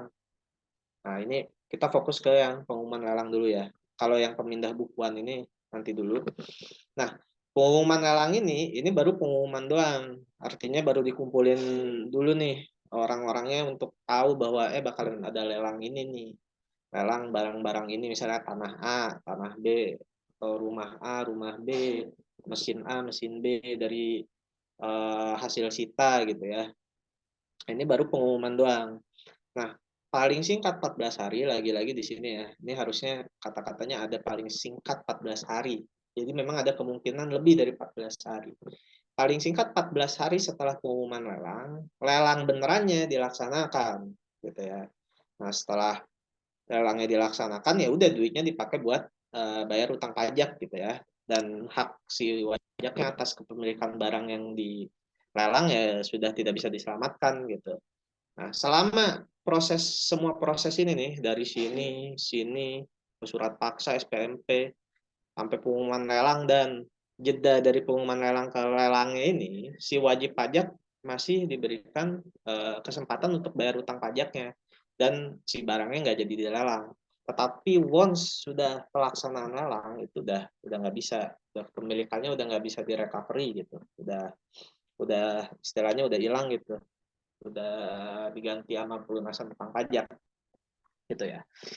Nah, tapi di samping hal tersebut ya, ada juga beberapa barang yang dia itu disita tetapi nggak dilelang, langsung dipindah bukukan atau dijual secara non lelang. Nah, biasanya yang dipindah bukukan atau penjualan non lelang ini aset-aset liquid, teman-teman. Jadi kalau lelang ini biasanya aset-aset yang non liquid. Kayak misalnya mobil, kayak mobil itu kan harus nunggu dijual dulu, tanah itu kan harus nunggu dijual dulu. Nah, kalau yang non lelang ini misalnya kayak uang tunai, kayak pas lagi digeledah sita-sita, oh ternyata ada uang tunai nih 100 juta. Ambil aja langsung 100 jutanya, masukin apa namanya rekening negara gitu, rekening kas negara. Nggak usah dijual, ngapain gitu ngejual uang kan. Nah, yang kayak gitu-gitu tuh langsung dipindah buku guys. Jadi nggak harus ke lelang. Jadi memang ada beberapa aset sita yang tidak melalui proses lelang tetapi langsung ke proses pindah buku aja. Contoh lainnya selain duit, kalau duit kan emang udah obvious banget gitu ya. Misalnya tabungan deposito gitu ya, tabungan deposito kayak gitu-gitu tuh, itu kan tinggal blokir rekening, pindah buku ke rekening kas negara gitu ya, nggak harus. Terusnya kalau ngejual tabungan juga aneh gitu ya, maksudnya jual tabungan gitu. Jadi make sense sih, maksudnya kalau yang ini tuh hal-hal yang make sense gitu, yang memang nggak bisa dilakukan secara lelang gitu. Nah, selain itu memang ada detail-detail yang khusus gitu ya, yang agak-agak unik, kayak misalnya ini penyanderaan sama pencegahan nih apaan gitu ya. Jadi penyanderaan sama pencegahan ini terjadi kalau misalnya itikat baik si penanggung pajak atau wajib pajak itu diragukan gitu ya. Jadi ya memang klausa ini nih selain itikat baik diragukan tuh kalau nggak salah ada ini juga batas pajak terutangnya tuh kayak minimal 100 juta atau berapa gitu baru bisa dilakukan penyanderaan atau pencegahan. Cuman bedanya kalau penyanderaan ini dia sandra ini benar-benar kayak misalnya gue disandra nih dilakukan penyanderaan itu benar-benar gue nggak boleh keluar rumah, misalnya disandra di rumah tinggal berarti gue di rumah itu tuh harus di rumah itu tersebut, nggak boleh keluar gitu selama proses habis surat paksa ataupun setelah SPMP gitu ya. Nah, kalau pencegahan ini cuman nggak boleh keluar suatu wilayah, misalnya nggak boleh keluar wilayah Indonesia. Jadi kayak istilahnya di blacklist di airport tuh pas kita mau keluar negeri udah ada di sistem gitu, lu kena pencegahan nggak boleh keluar Indonesia. Kalau pencegahan tuh tidak lebih parah lah daripada penyanderaan. Kalau penyanderaan ini tingkatnya udah kayak inilah apa namanya, lu bener-bener diawasin banget gitu, kayak misalnya lu nggak boleh keluar rumah atau bahkan lebih parahnya lagi mungkin lu ditaruh di ini dulu ya, di kantor polisi misalnya, ditahan dulu, itu juga termasuk penyanderaan. Ya ini salah satu cara menjawabnya. Untuk jawaban yang A, alur pengambilan pajak sudah dimulai sejak munculnya dasar pengambilan pajak dalam hal ini STP. Jatuh tempo STP 1 bulan jadi tanggal jatuh tempo pembayaran. Selanjutnya jika tidak ada pelunasan 7 hari setelah jatuh tempo pembayaran tadi terbit surat teguran. 21 hari setelah surat teguran belum dibayar juga surat paksa. Surat paksa 2 kali 24 jam masih belum bayar juga SPMP. SPMP 14 hari setelah SPMP bisa dilakukan pengumuman lelang. Pengumuman lelang udah 14 hari bisa pelaksanaan lelang gitu ya. Jadi alurnya gitu. Dasar penagihan, jatuh tempo, surat teguran, habis itu surat paksa, surat sita, pelaksanaan penyitaan, pengumuman lelang, lelang. Pokoknya kayak gitu. Nah, cuman ada kasus yang unik nih. Ini kasus B unik. Asumsikan pada tanggal 1 Januari 2024 PT Centaurus mengadakan RUPS. RUPS itu rapat umum pemegang saham gitu ya. Nah, hasil si RUPS ini bilang bahwa PT Centaurus nih mau dibubarin aja lah, udahlah bubar gitu ya, dalam tempo yang sesingkat-singkatnya.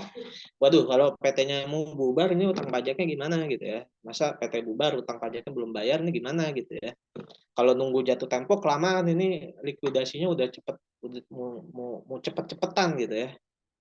Nah, maka ada suatu instrumen khusus yang hanya dipakai dalam keadaan-keadaan tertentu ya, yang kita namakan dengan ini, penagihan seketika dan sekaligus berdasarkan surat perintah penagihan seketika dan sekaligus. Nah, ini penagihan seketika dan sekaligus ini nge-skip ini nih yang ini. Ini di-skip, ini di-skip, ini di-skip, ini di-skip, guys. Ya. Jadi belum jatuh tempo hajar penagihan seketika dan sekaligus. Belum surat teguran, hajar nggak apa-apa, skip. Belum surat paksa juga hajar gitu ya, di skip aja gitu, nggak perlu ada gitu-gituan, langsung seketika dan sekaligus. Gitu. Nah jadi contohnya di sini nih 1 Januarinya RUPS langsung likuidasi, kedengeran sama orang pajak, tanggal 2-nya langsung ditagihin seketika dan sekaligus boleh, tanpa ada surat teguran, tanpa ada surat paksa, belum ada surat belum ada surat teguran sama surat paksa ya tadi, itu bisa langsung diterbitkan penagihan seketika dan sekaligus. Nah, tetapi ini dalam kondisi-kondisi tertentu aja. Ini gue ambilnya dari PMK. Sebenarnya kayaknya di Undang-Undang PPSP-nya juga diatur ya tentang uh, ini syarat menggunakan penagihan seketika dan sekaligus. Dan itu ada kalau misalnya bisa digunakan kalau A, penanggung pajak. Nah, ini salah satu konsep penting juga kalau di penagihan pajak itu kita sudah tidak menggunakan istilah wajib pajak ya teman-teman, tapi lebih ke istilah penanggung pajak. Karena gini, wajib pajak itu misalnya kalau badan gitu ya. Kalau badan masa misalnya kita mau nagihin pajak ke badannya langsung gitu ya, literally badannya. Badan ini kan cuman kerangka hukum aja gitu ya, cuman badan hukum doang, bukan orang beneran gitu. Makanya kalau mau nagihin pajaknya biasanya langsung ke penanggungnya. Penanggungnya ini misalnya kalau badan itu bisa jadi direksinya, bisa jadi komisarisnya, bisa jadi pemegang sahamnya. Jadi penanggung pajak ini biasanya pasti dia itu natural person gitu, orang beneran, bukan lagi legal person. Kalau misalnya penanggung pajak, konsep penanggung pajak gitu ya. Ya, penanggung pajak akan meninggalkan Indonesia. Wah, ini misalnya mau ada tanda-tanda nih si penanggung pajaknya mau kabur gitu ya. Kayak dulu Gayus Tambunan kan kabur terus tiba-tiba nonton bulu tangkis di luar negeri gitu ya.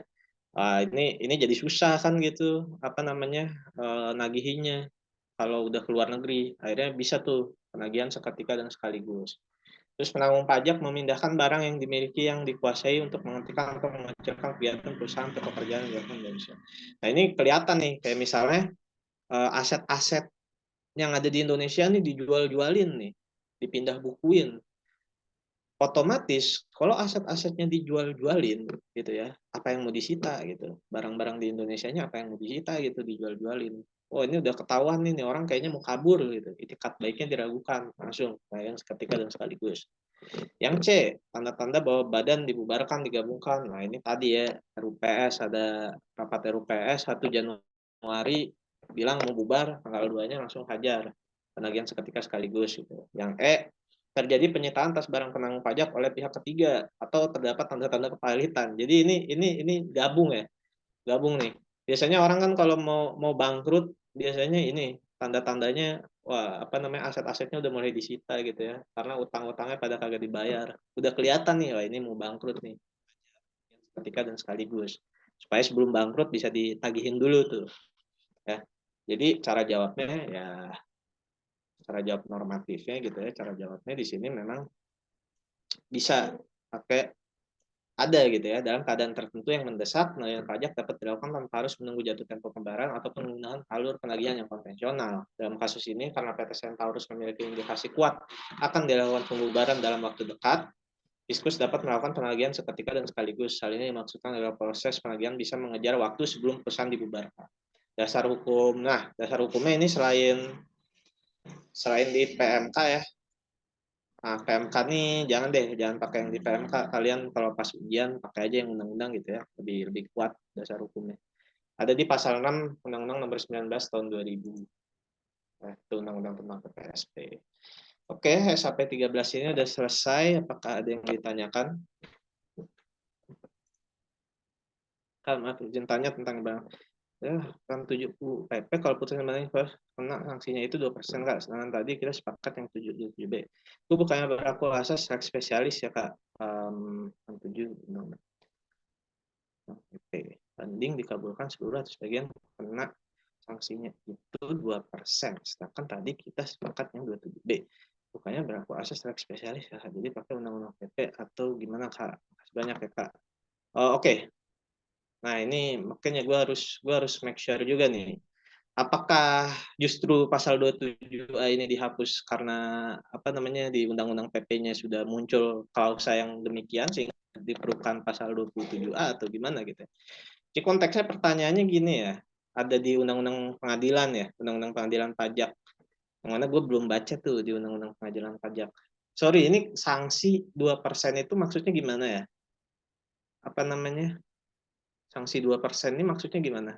Sanksi itu imbalan bunga kan maksudnya. Sedangkan dari putusan banding bukan sebagian kena. Oke, mungkin kita buka kali ya undang-undang PP.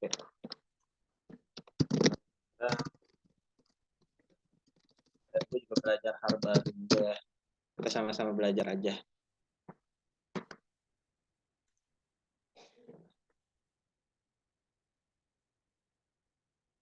Pasal 87. Let's see. Pasal 87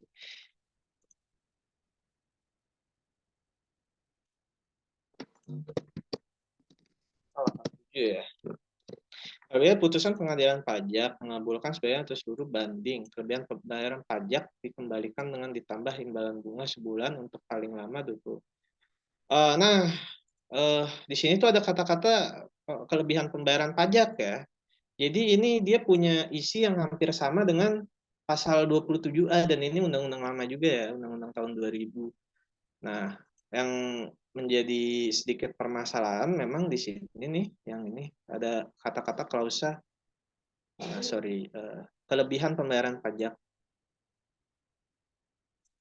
Nah, ini itu klausa yang ini menjadi enggak apa namanya sulit untuk terjadi kalau di undang-undang yang sekarang karena konteksnya tuh kayaknya di sini tuh kelebihan pembayaran pajaknya tuh karena dulu itu kan keberatan itu tidak keberatan dan banding gitu ya sama-sama tidak menangguhkan pembayaran gitu ya misalnya gitu. Jadi jumlah yang kita setujui apa namanya jumlah yang kita setujui dengan jumlah yang di SK keberatan tuh pasti kan gedean yang di SK keberatan gitu ya kalau kita ngajuin banding logikanya. Jadi kita pasti bayarnya lebih tuh daripada jumlah yang kita setujui. Sementara ketika kita kabulkan sebelumnya pasti yang mau naikin alis itu juga boleh jadi kayak biar kayak jadi sejumlah yang kita setujui gitu pasti kalau dikabulkan seluruhnya. Sehingga memang pada konteks undang-undang yang lama kayaknya masih bisa terjadi klausa yang ini gitu ya. Cuman tadi lagi gue balik lagi kurang yakin ya pasal 27A ini apakah kejadian yang mirip dengan pasal 27A ini apakah masih bisa terjadi dengan undang-undang yang sekarang gitu. Karena kita hanya membayar sejumlah yang kita setujui dan penagihan pajak dan utang pajaknya pun tertangguh gitu sampai nanti ada kekuatan yang lebih tetap gitu, keputusan yang lebih tetap. Nah, permasalahannya juga kalau di kasus yang ini gitu ya, kayaknya yang di D ini sebenarnya apakah benar-benar terjadi pembayaran gitu? Mungkin gara-gara ininya juga sih apa namanya tidak ada ininya juga informasi tentang yang disetujui oleh wajib pajaknya berapa gitu, yang diajukan bandingnya itu berapa. Jadi kita cuma tahu dikabulkan seluruhnya, tetapi yang dikabulkan ini berapa sebenarnya gitu ya. Jadi berapa sih PPh terutangnya? Kan dia udah bayar 100 juta nih. Berarti kan 100 juta ini yang dia setujui. Berarti kalau dikabulkan seluruhnya jadi 100 juta juga, nggak ada kelebihan pembayaran dong. Nah, ngerti nggak di sini maksudnya? Jadi sekarang itu gara-gara kita itu hanya membayar yang kita setujui, jadi kemungkinan kelebihan pembayaran ini jadi nggak make sense di undang-undang yang sekarang. Makanya tadi pasal 27A udah dihapus karena yang aku bilang tadi kemungkinan kalau misalnya terjadi itu agak sedikit nggak make sense gitu ya, karena kita hanya membayar sejumlah yang kita setujui, dan yang kita setujui itu kan yang kita diajukan nanti banding gitu ya. Nah, sementara banding itu nggak bisa mengabulkan lebih dari yang kita setujui gitu. Oke, mungkin tadi harusnya di sini ada beberapa informasi tambahan gitu ya, yang udah dibayar WP-nya berapa, tadi udah sisa 100 juta gitu ya, dan yang dikabulkannya berapa gitu. Ya, di sini kan kita nggak tahu yang dikabulkannya berapa dan kelebihan pembayaran dari yang dikabulkannya itu berapa. Mungkin kayak gitu sih. Aku bikin peraturan pengadilan memutuskan bahwa PTX malah LB 500.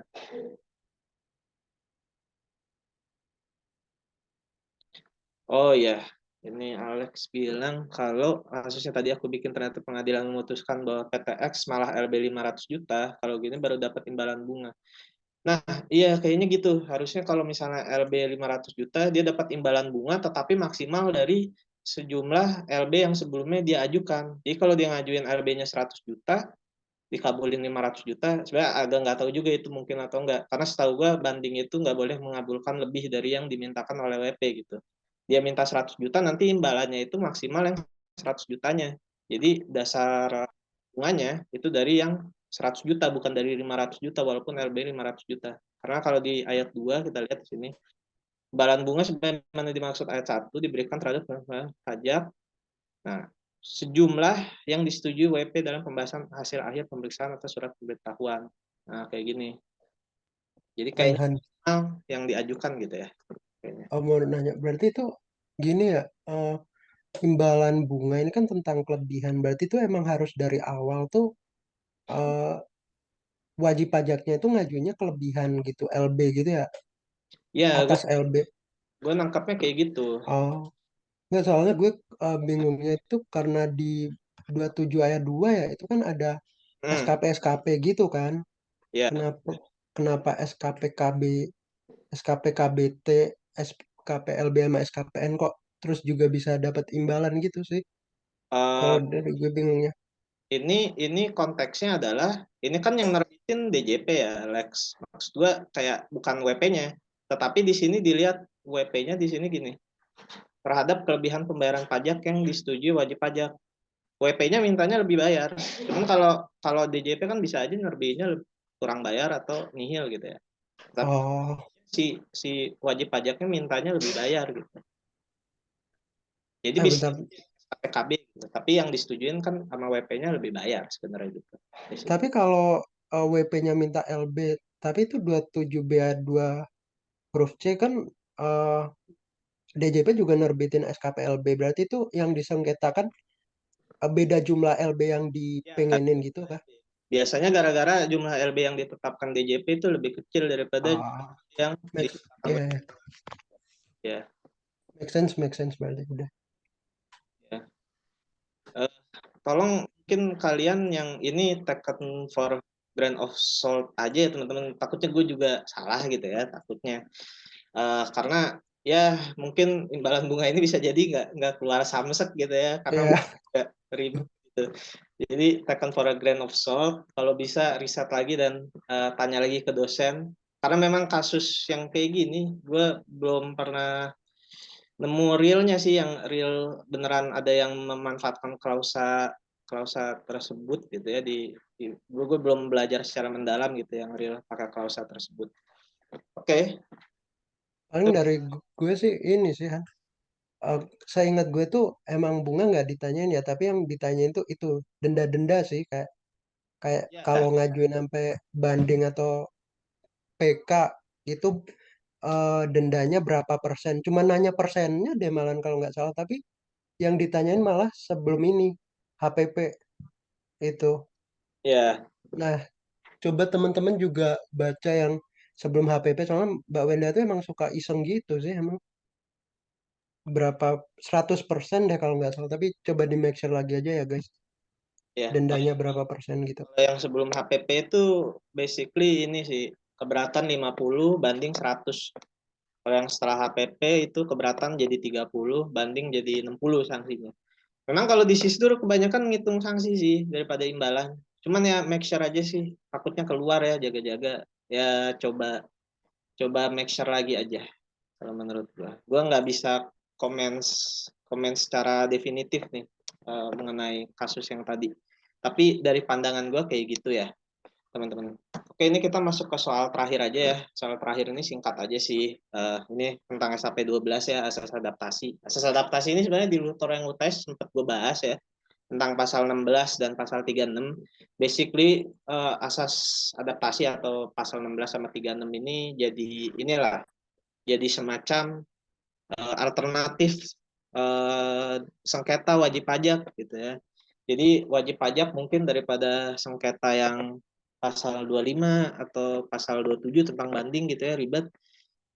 Belum kalau ditolak kena sanksi gitu ya. Bisa ada nih hal-hal yang lebih lebih mild gitu ya, lebih lebih mild dalam hal uh, keseriusan gitu ya, keseriusan dalam tanda kutip. Ada pasal 16 sama pasal 36 kalau di asas adaptasi. Oke, kita baca soalnya ya. PT Jati, perusahaan bidang mebel, tanggal 1 Maret 2024 diterbitkan SKPKB untuk PPh Badan 2022 dengan nilai kurang bayar sebesar 1 miliar. Diketahui bahwa Fiskus melakukan human error. Jadi jelas nih di SKPKB-nya di atasnya ini perhitungannya sanksinya harusnya utang pajak 75 juta, sanksinya 25 juta. Kurang bayarnya jadi 100 juta nih harusnya. Tetapi bawahnya malah 1 miliar. Jadi emang nyata-nyata nih salah ketik human error.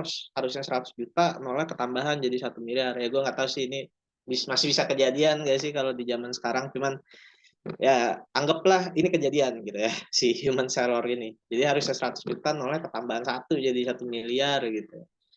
Akhirnya gitu ya PT Jati daripada ngajuin keberatan gitu ya, susah-susah harus sengketa, daripada sengketa gitu ya, ini kan udah jelas-jelas salah nih, nggak harus ada yang disengketakan nih, harusnya 100 juta jadi 1 miliar.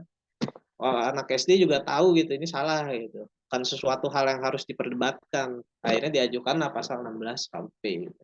Jadi kalau kalian baca gitu ya di petunjuk pelaksanaannya gitu ya, tentang pasal 16 nih gue udah kasih linknya, nanti kalian bisa buka. Ini pasal 16 ini untuk hal-hal yang non dispute, bukan hal-hal yang bersifat sengketa yang memang nyata-nyata tuh salah gitu, kayak kesalahan matematis, kesalahan tulis. Nah, itu kan kesalahan-kesalahan yang nggak perlu diperdebatkan gitu ya. Hal hasilnya sudah mutlak siapa yang benar dan siapa yang salah gitu. Jadi nggak perlu sampai ke pasal 25, cukup ajukan pasal 16. Nah, nanti setelah diajukan pasal 16, terbit SK pembetulan. Nah, di sini SK pembetulannya terbitnya lama nih, 1 Juli 2024. Jadi lama nih, padahal yang dibenerin dikit doang nih DJP. Ngajuinnya dari 1 Maret gitu ya, terbitnya 1 Juli SK pembetulannya. Nah, ternyata setelah SK pembetulan gitu ya, PT Jati masih memiliki ketidaksetujuan material. Nah, ketidaksetujuan material ini basically ketidaksetujuan yang sifatnya bisa disengketakan. Jadi belum jelas nih siapa yang benar dan salah. Nah, ini baru diajukan keberatan gitu ya. Akhirnya dia mau ngajuin keberatan gitu. Nah, ini soalnya nanya gitu ya. Ini secara formil memang sah gitu ya keberatan si PT Jati gitu ya.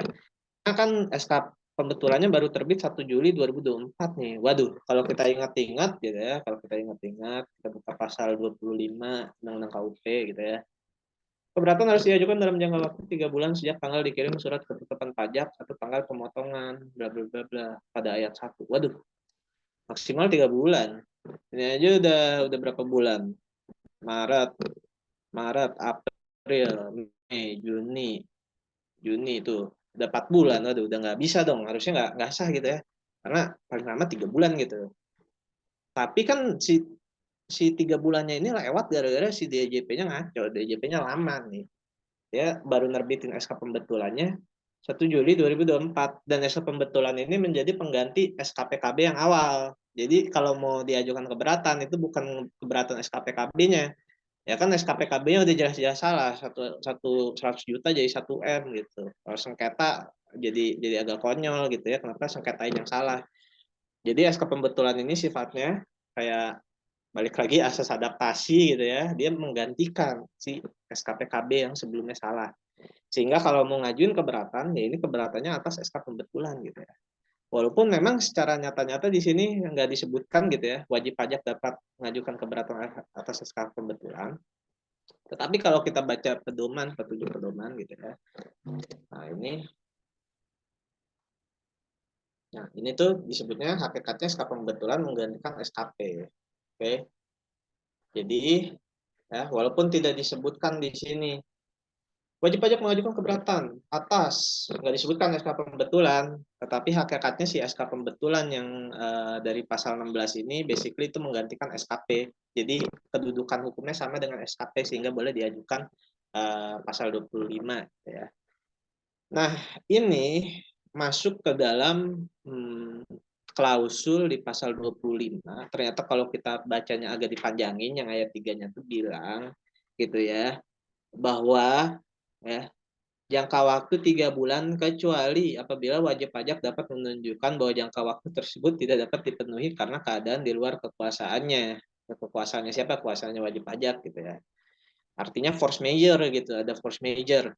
Ada hal-hal yang menyebabkan memang si WP-nya ini nggak bisa mengajukan keberatan di jangka waktu 3 bulan tersebut. Salah satunya gara-gara apa? Gara-gara yang ini DJP nerbitin SK pembetulannya kelamaan, udah ngelebihin yang 3 bulan. Nah, maka dalam hal ini gitu ya, secara formil si wajib pajak masih boleh mengajukan keberatan gitu ya, karena memenuhi unsur adanya hal yang menyebabkan WP tidak dapat memenuhi batas waktu 3 bulan yang berada di luar kekuasaan si wajib pajaknya. Di sini kekuasaannya justru kekuasaannya si DJP. Jadi jawaban singkatnya gitu. Ini cara jawabnya aja, contohnya kalau di ulangan kayak gimana sih cara jawabnya gitu ya. Tapi singkatnya sah gitu secara formil. Tetap boleh karena tadi ya apa namanya si DJP-nya yang lambat gitu. Oke. Atas beberapa surat aja SK pembetulannya itu masuk dalam pasal 25. Correct me if I'm wrong, Kak. Nah, ini pertanyaannya Sharon bagus ya. Jadi Sharon nanya gitu ya, pasal 25 itu cuman bisa diajukan keberatan atas beberapa surat. Nah, saya tadi yang gue bahas gitu ya. Suratnya ini di sini nggak disebutkan nih SK pembetulan emang bisa diajukan keberatan gitu ya. Cuman gitu ya, hakikatnya SK pembetulan pasal 16 ini ya, di petunjuk teknis DJP-nya pun bilang ini tuh hakikatnya menggantikan SKP yang dibetulkan sebagai pelaksanaan azas adaptasi. Ya, memang ini ada di pedoman teknis. Cuman secara logika hukumnya juga kalau mau kita nalar memang masuk akal gitu ya. Kalau misalnya SKP-nya ngaco, terus muncul SK pembetulan, harusnya memang SK pembetulan ini menggantikan SKP gitu. Ya. Karena kalau misalnya masih pakai SKP yang lama, ya jadi agak-agak gimana gitu ya. Udah salah, ada salah hitungnya masa padahal udah ada yang lebih benar gitu. Udah ada yang lebih benar, kenapa nggak pakai yang lebih benar gitu. Secara logikanya gitu aja sih. Cuman memang ini balik lagi ya, asas adaptasi gitu. Asas adaptasi. Jadi SK pembetulan ini dia kedudukannya dipersamakan dengan SKP yang mendasari si adanya pembetulan ini gitu. Yes, kayak gitu. Oke, cuman gitu aja sih kalau soal nomor 2, tidak terlalu ini. Cuman biasanya kalau yang asas adaptasi ini bisa ditanyainnya macam-macam nih, lumayan banyak keluar juga sih kalau di yang angkatan gue. Bisa waktu itu tuh gue ingat sebenarnya ada kasus kalau nggak salah tuh kayak terbitkan SKPKB, ada pemeriksaan tapi nggak ada pembahasan akhir. Itu gimana? Itu kita nanti pasal 36 gitu. Jadi kalau yang SAP yang ini cuman 2 pasal doang sih yang kalian harus tahu gitu, yang harus kalian tahu supaya kalau ada soal ini tuh refernya kemana. Itu pasal 36 sama pasal 16 gitu ya. Oke, teknisnya itu apa ya? Ini gue udah link sih, nanti mungkin kalian bisa buka dari sini aja. Cuman kalau di Ortex itu kata kuncinya adalah ini, petunjuk pelaksanaan ketentuan pasal 16, 26, dan 36 KUP. Kayak gitu. Kalau yang peraturan pelaksanaan teknisnya. Oke, apakah ada pertanyaan lain? Yang kalau mau tanya yang soal yang sebelumnya juga masih nggak apa-apa sih.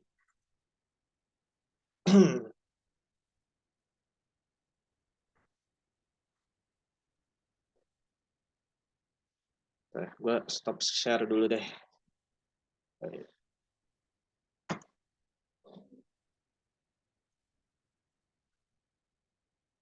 Oke, kalau buat dari soal dan materi sih sebenarnya udah ini ya guys, udah selesai. Ntar ya, gue share sheets-nya aja langsung.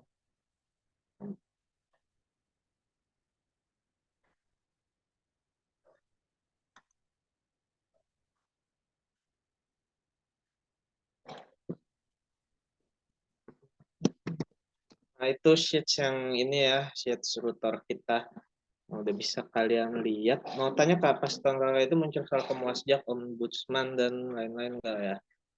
Enggak sih, Komwasjak sama Ombudsman enggak keluar. Cuman ini mungkin nanti larinya ke tentang kode etik pejabat pajak ya, kayaknya. Ya mungkin bisa dibaca-baca aja sih, kayak kode etik pejabat pajak tuh diaturnya di mana gitu. Terus kayak ya mungkin yang umumnya gimana gitu. Karena itu kayaknya, tapi kalau sampai ombudsman kayaknya enggak ya. Komwasjak, wah Komwasjak kurang tahu tuh bisa keluar atau enggak. Cuman ya kayak gitu sih. Enggak keluar sih kalau di tahun yang aku kayak gitu. Gimana nih Lex? Kita mau nunggu sampai 2 menit kah atau gimana? Mungkin masih ada yang Ya, nanya. boleh. Boleh, boleh. Oh, ada yang nanya nih. Ini pertanyaannya kayak, oh ini bagus nih pertanyaannya. Kak, maaf mau tanya lagi, tapi tentang ultimum remedium. Wah ini bagus ya pertanyaannya. Mungkin gue share screen lagi aja buat tentang ultimum remedium ini. Gitu ya. Jadi singkatnya guys, itu materinya harusnya masuk SAP 15 ya, yang tentang pidana. Jadi mungkin di PHP juga kalian udah diajarin ya, pengantar hukum pajak ada di peraturan pajak itu yang namanya prinsip pidana itu sebagai ultimum remedium gitu. Artinya apa pidana pajak sebagai ultimum remedium? Itu artinya sebisa mungkin pidana itu jangan dipakai dulu lah gitu. Nanti aja gitu. Jadi awal-awal kalau bisa pakai administratif dulu. Nah, dulu ultimum remedium ya, apakah memang pidana di sini untuk faktur pajak palsu ini? Oh ini khusus yang faktur pajak palsu ya. Tapi mungkin gue jelasin dikit ininya ya, backgroundnya gitu. Jadi dulu ultimum remedium itu adanya di pasal 13A ya teman-teman. Pasal 13A ini dihapus, tapi makanya ini salah satu yang dikritisi juga karena pasal 13 ini menjadi pasal yang sangat-sangat kental unsur ultimum remediumnya gitu. Jadi kalau kita baca gitu ya pasal 13A, Undang-Undang. Nah, lihat nih bacaannya nih. Pasal ini mengatur bahwa wajib pajak karena kealpaannya tidak menyampaikan surat pemberitahuan dan atau menyampaikan surat pemberitahuan. Aduh, ngalingin dah. Pemberitahuan tetapi isinya tidak benar atau tidak lengkap atau melampirkan keterangan yang isinya tidak benar, bla bla bla bla, dikenakan sanksi administrasi. Ya. Jadi kalau kata kuncinya pasal 3A, 13A ini pertama kali dilakukan oleh wajib pajak tersebut. Ini kalau gue ininya ke ini. Gue klik aja kali ya. Nah, waduh jelek banget ini websitenya. Jangan itu dah. Nah ini semenjak Cika tuh dihapus.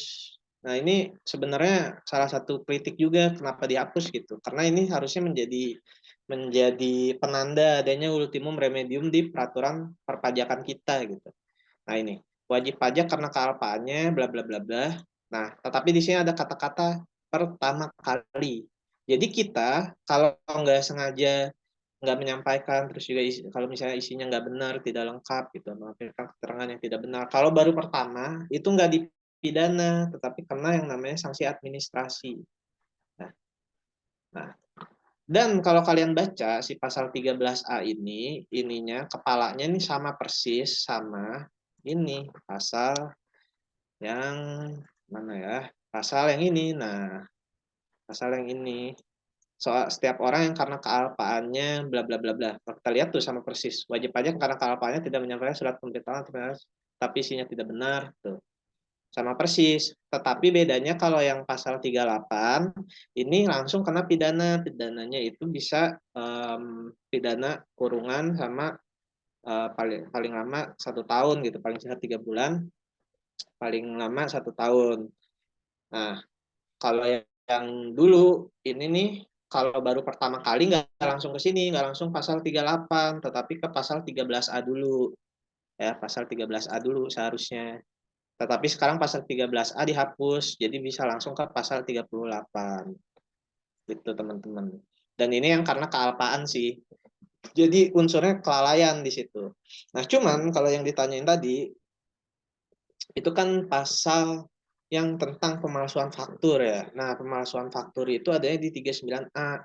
Kenapa pemalsuan faktur itu kayaknya parah gitu ya, kayaknya bisa langsung kenanya pidana. Pidananya juga salah satu yang paling berat lagi di Undang-Undang KUP. Karena pasal 39A ini dia jahatnya tuh benar-benar yang jahat jahat banget guys. Maksudnya kalau yang 38 ini kan kealpaan gitu ya, nggak sengaja gitu.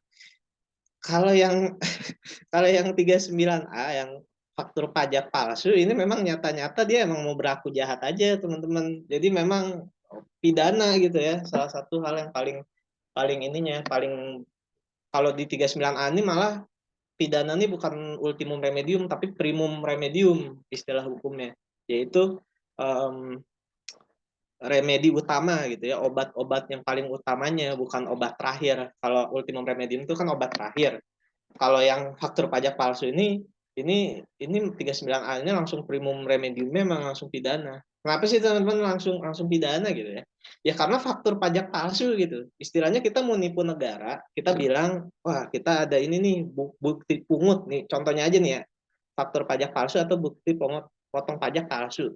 Nih misalnya nih gue bikin bukti potong palsu. Gue bilang kalau gue udah dipotong PPh pasal 21 1 miliar. Berarti gue punya kredit pajak 1 miliar dong. Terus gue bisa ngajuin kelebihan bayar pajak 1 miliar. Gue nipu negara, negara bayar ke gue 1 miliar gitu. Itu kan jahatnya jahat banget gitu ya. Kalau 39 ya jahat juga sih, cuman kayak ya tidak sejahat 39A kan. Jadi memang 39A ini jahatnya jahat banget gitu. Jadi memang primum remediumnya langsung ke pidana, udah bukan ultimum remediumnya pidana lagi, primum remediumnya pidana. Jadi memang kalau mau diurutkan tingkat tingkat kejahatannya gitu ya, paling ringan itu pasal 38 lah. Yang kedua tuh yang udah agak-agak nakal tuh pasal 39. Nah, kalau yang 39A ini yang jahatnya tuh jahat banget lah. Ini jahat banget. Ini kayak kita mau nipu negara istilahnya. Berpajak palsu tuh. Makanya langsung pidana. Cuman kalau nggak salah itu juga masih bisa ya. Masih bisa yang ini yang mengajukan pasal berapa tuh yang dia bisa bayar berapa kali utang pajak. Utang pajak tuh dia bisa bisa nggak ini, bisa nggak dilanjutin ini ya, penuntutannya atau pengadilannya gitu. Itu kan ada juga tuh pasal berapa tuh ya.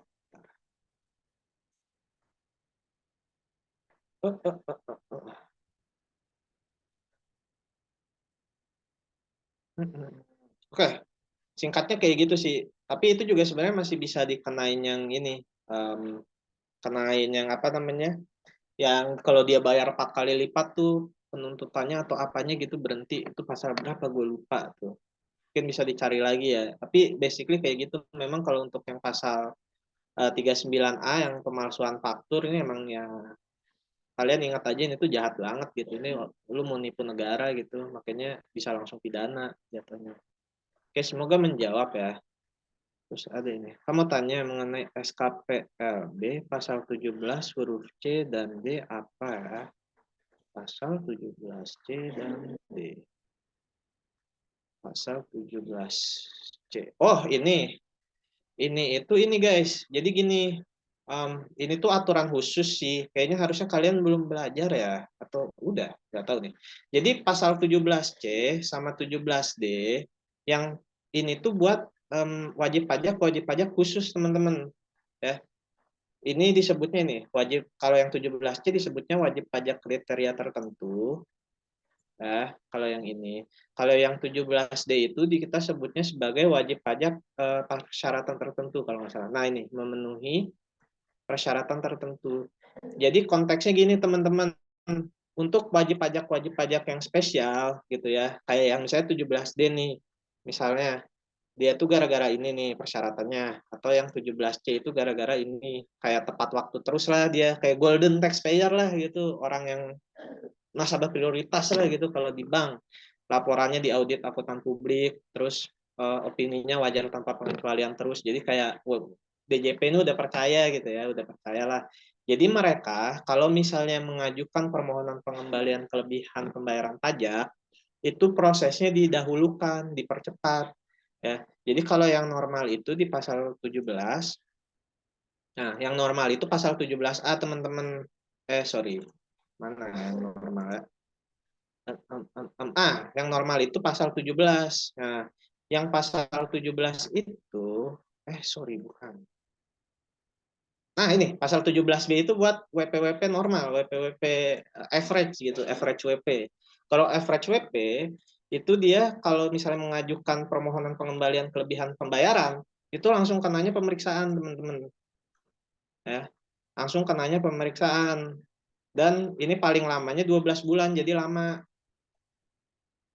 Ini average WP lah, WP yang biasa aja gitu. Tetapi kalau buat WP-WP yang wah ini taat, pokoknya golden taxpayer lah gitu, udah mantap, dikasih reward nih sama DJP gitu ya.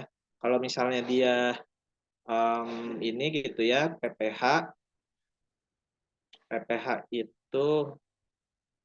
itu paling lama 3 bulan.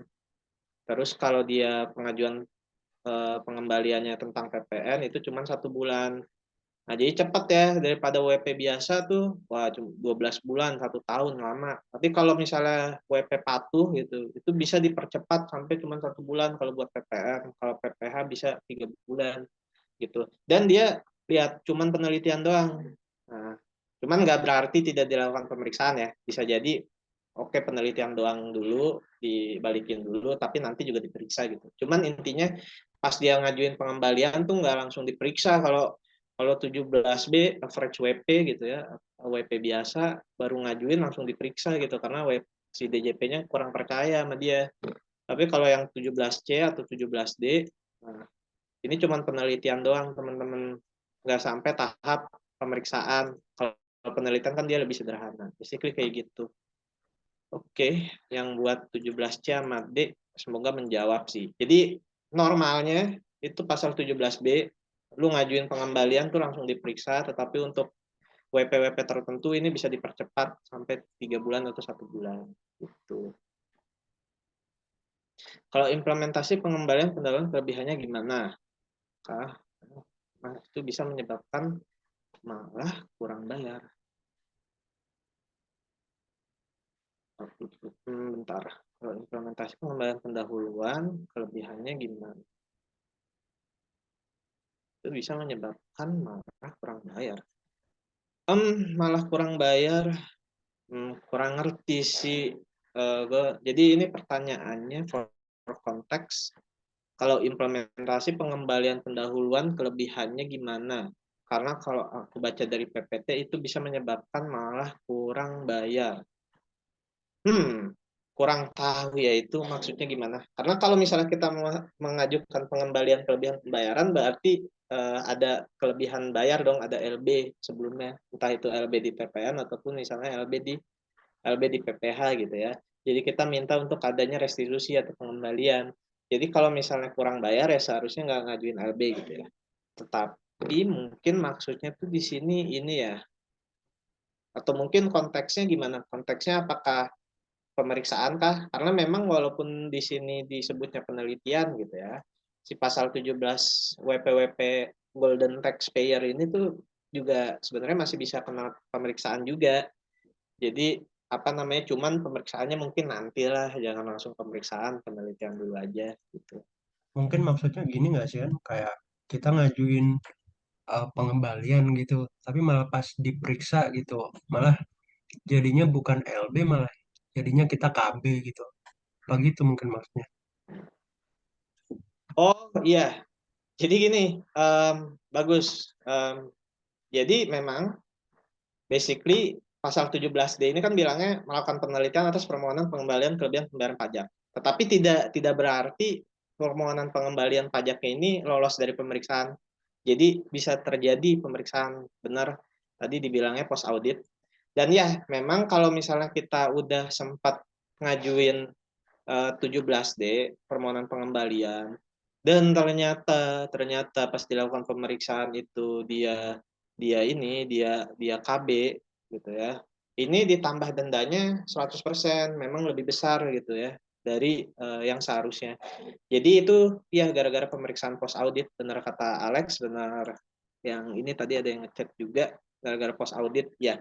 Jadi memang gara-gara pemeriksaan ya bisa jadi ada KB gitu. Dan misalnya kita udah mengajukan pengembalian dan ternyata pas diperiksa jadi KB, itu sanksinya jauh lebih tinggi gitu daripada yang kalau KB biasa, teman-teman. Jadi memang resikonya di situ, tetap ada resiko. Tapi resikonya tidak terbatas di 17C dan 17D juga sebenarnya sih. Yang 17B juga dia punya kayaknya deh sanksinya. Apa enggak ya? Sanksinya enggak ya? Apa emang khusus di 17D sama 17C aja gitu. Jadi memang ya benar 17C dan 17D ini masih bisa kena pemeriksaan, dan kalau pemeriksaannya dia ternyata KB itu sanksinya bisa lebih gede tuh. Nah, jadi kayak gitu. Cuman ini nggak terbatas di 17C sama 17D aja sih. Yang orang yang ngajuin 17B biasa, WP average juga pasti yang balikin. Bedanya soalnya dia pas yang 17B itu kan pas ngajuin pengembalian tuh langsung pemeriksaan kan. Jadi pasti langsung terbit sebuah SKP di situ. Nah, jadi nggak kayak yang di sini. Jadi bisa aja kalau di sini tuh kalau yang 17C sama 17D kan belum pemeriksaan udah dibalikin duitnya, pemeriksaannya baru nanti gitu, dan itu sanksinya lebih gede. Oke, next question. Soal yang cukup challenging aduh udah agak lupa juga dulu. Mungkin yang paling susah itu di bagian PPSP sih, penagihan pajak nih, yang tahun gua kemarin itu benar-benar harus lihat undang-undang, karena kayak setahu gue kayak ada kasus yang si objek sitanya ini di luar wilayah kerja pejabat yang menerbitkan surat paksa. Nah, itu tuh harus dilihat banget ke undang-undang, karena di undang-undang kayak diatur juga tuh di undang-undang PPSP-nya. Nanti kalian harusnya open book kan ya. Kayaknya Sisdur tuh biasanya selalu open book sih kalau angkatan gua. Dan kalau UAS kemarin malah disuruh ngeprint undang-undang PPSP, udah dikasih tahu gitu mau ada pakai undang-undang penagihan pajak. Dan itu kalau nggak salah kayak um, si pejabat pajak yang nerbitin surat paksanya ini harus nerbitin apa gitu ke pejabat yang wilayah kerjanya meliputi si objek sita yang ini yang di luar wilayah kerja dia. Terus kayak itu ya, itu formil banget lah, kayak harus lihat banget undang-undang gitu. Akhirnya jadi lama gara-gara nyari undang-undang, karena kayak hard copy juga kan, jadi kayak geser-geser undang-undangnya susah. Jadi salah satu trik untuk memaksimalkan di Sisdur itu ya udah tahu mau refer kemana sih. Kalau udah tahu mau refer kemana kan nyarinya jadi gampang gitu, jadi bisa lebih cepat. Waktu itu gue kayak nggak tahu ini emang ada aturannya ya, kayak mau nyari di undang-undang juga gue tahu nih kayak ini sebenarnya diatur di undang-undang atau kayak cuman soal ngasal aja gitu. Jadi kalau kita nggak tahu mau refernya kemana itu sih yang challenging paling paling kayak gitu doang. Paling kayak gitu. Oke, kayaknya nggak ada pertanyaan lagi sih Lex. Kalau dari lu gimana Lex? Ya, setuju sih paling yang tadi UU PPSP ya, penagihan pajak tadi mungkin kayak mungkin kalau di kelas sering di-mention ya biasanya pasti sih itu yang sering dibahas. Terus paling kayak seingat aku tuh kayak nanti tuh ada kasus gitu ya yang tentang penagihan pajak ini.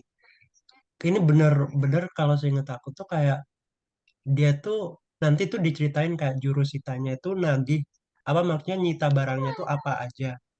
Nah, di UU PPSP itu ada barang-barang yang sebenarnya nggak boleh disita. Nah, nanti tuh pertanyaannya tuh kayak kesalahan yang dilakukan DJP itu apa. Nah, nanti tuh jawabannya tuh kayak DJP itu menyita eh, objek yang seharusnya tuh nggak boleh disita kayak peralatan kesehatan kayak gitu itu nanti boleh dibaca sih guys di UU-nya gitu sih.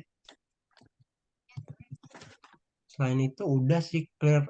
Tadi juga mungkin tadi ya kayak yang aku bilang tadi kalau teman-teman mungkin di sini lebih suka nonton video tadi udah aku lampirin playlist YouTube gitu itu kalau aku tahun lalu ngebantu banget aku cuman kayak nonton itu dan ya puji Tuhan lancar-lancar aja sih sama benar tadi kayak ya ngapalin aja kayak undang-undang kayak keberatan pasal 25 banding pasal 27 terus imbalan bunga pasal 17 terus adaptasi 16 sama 36 pidana 38 39 menurut aku itu kalau kalian udah bisa di luar kepala dan ingat terus ya at least tahulah isinya terus cara garis besar tuh apa terus ayat tentang apa tuh dendanya tuh kira-kira di ayat berapa itu bakal ngebantu banget gitu sih kayak udah mungkin balik ke Pilo kali ya.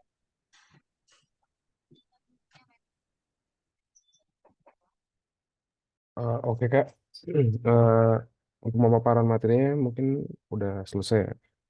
Oke, nanti record teks tutornya bisa dilihat di teks tutor compilation di sheetnya dan file pembahasan nanti juga tadi juga udah di-share sama Kak Farhan nanti juga aku bakal upload di draft compilation.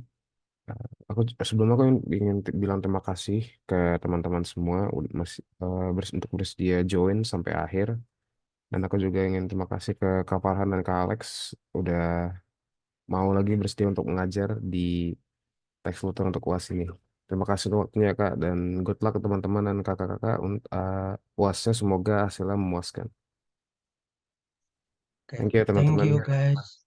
Kayak good luck, bye. Lah kayak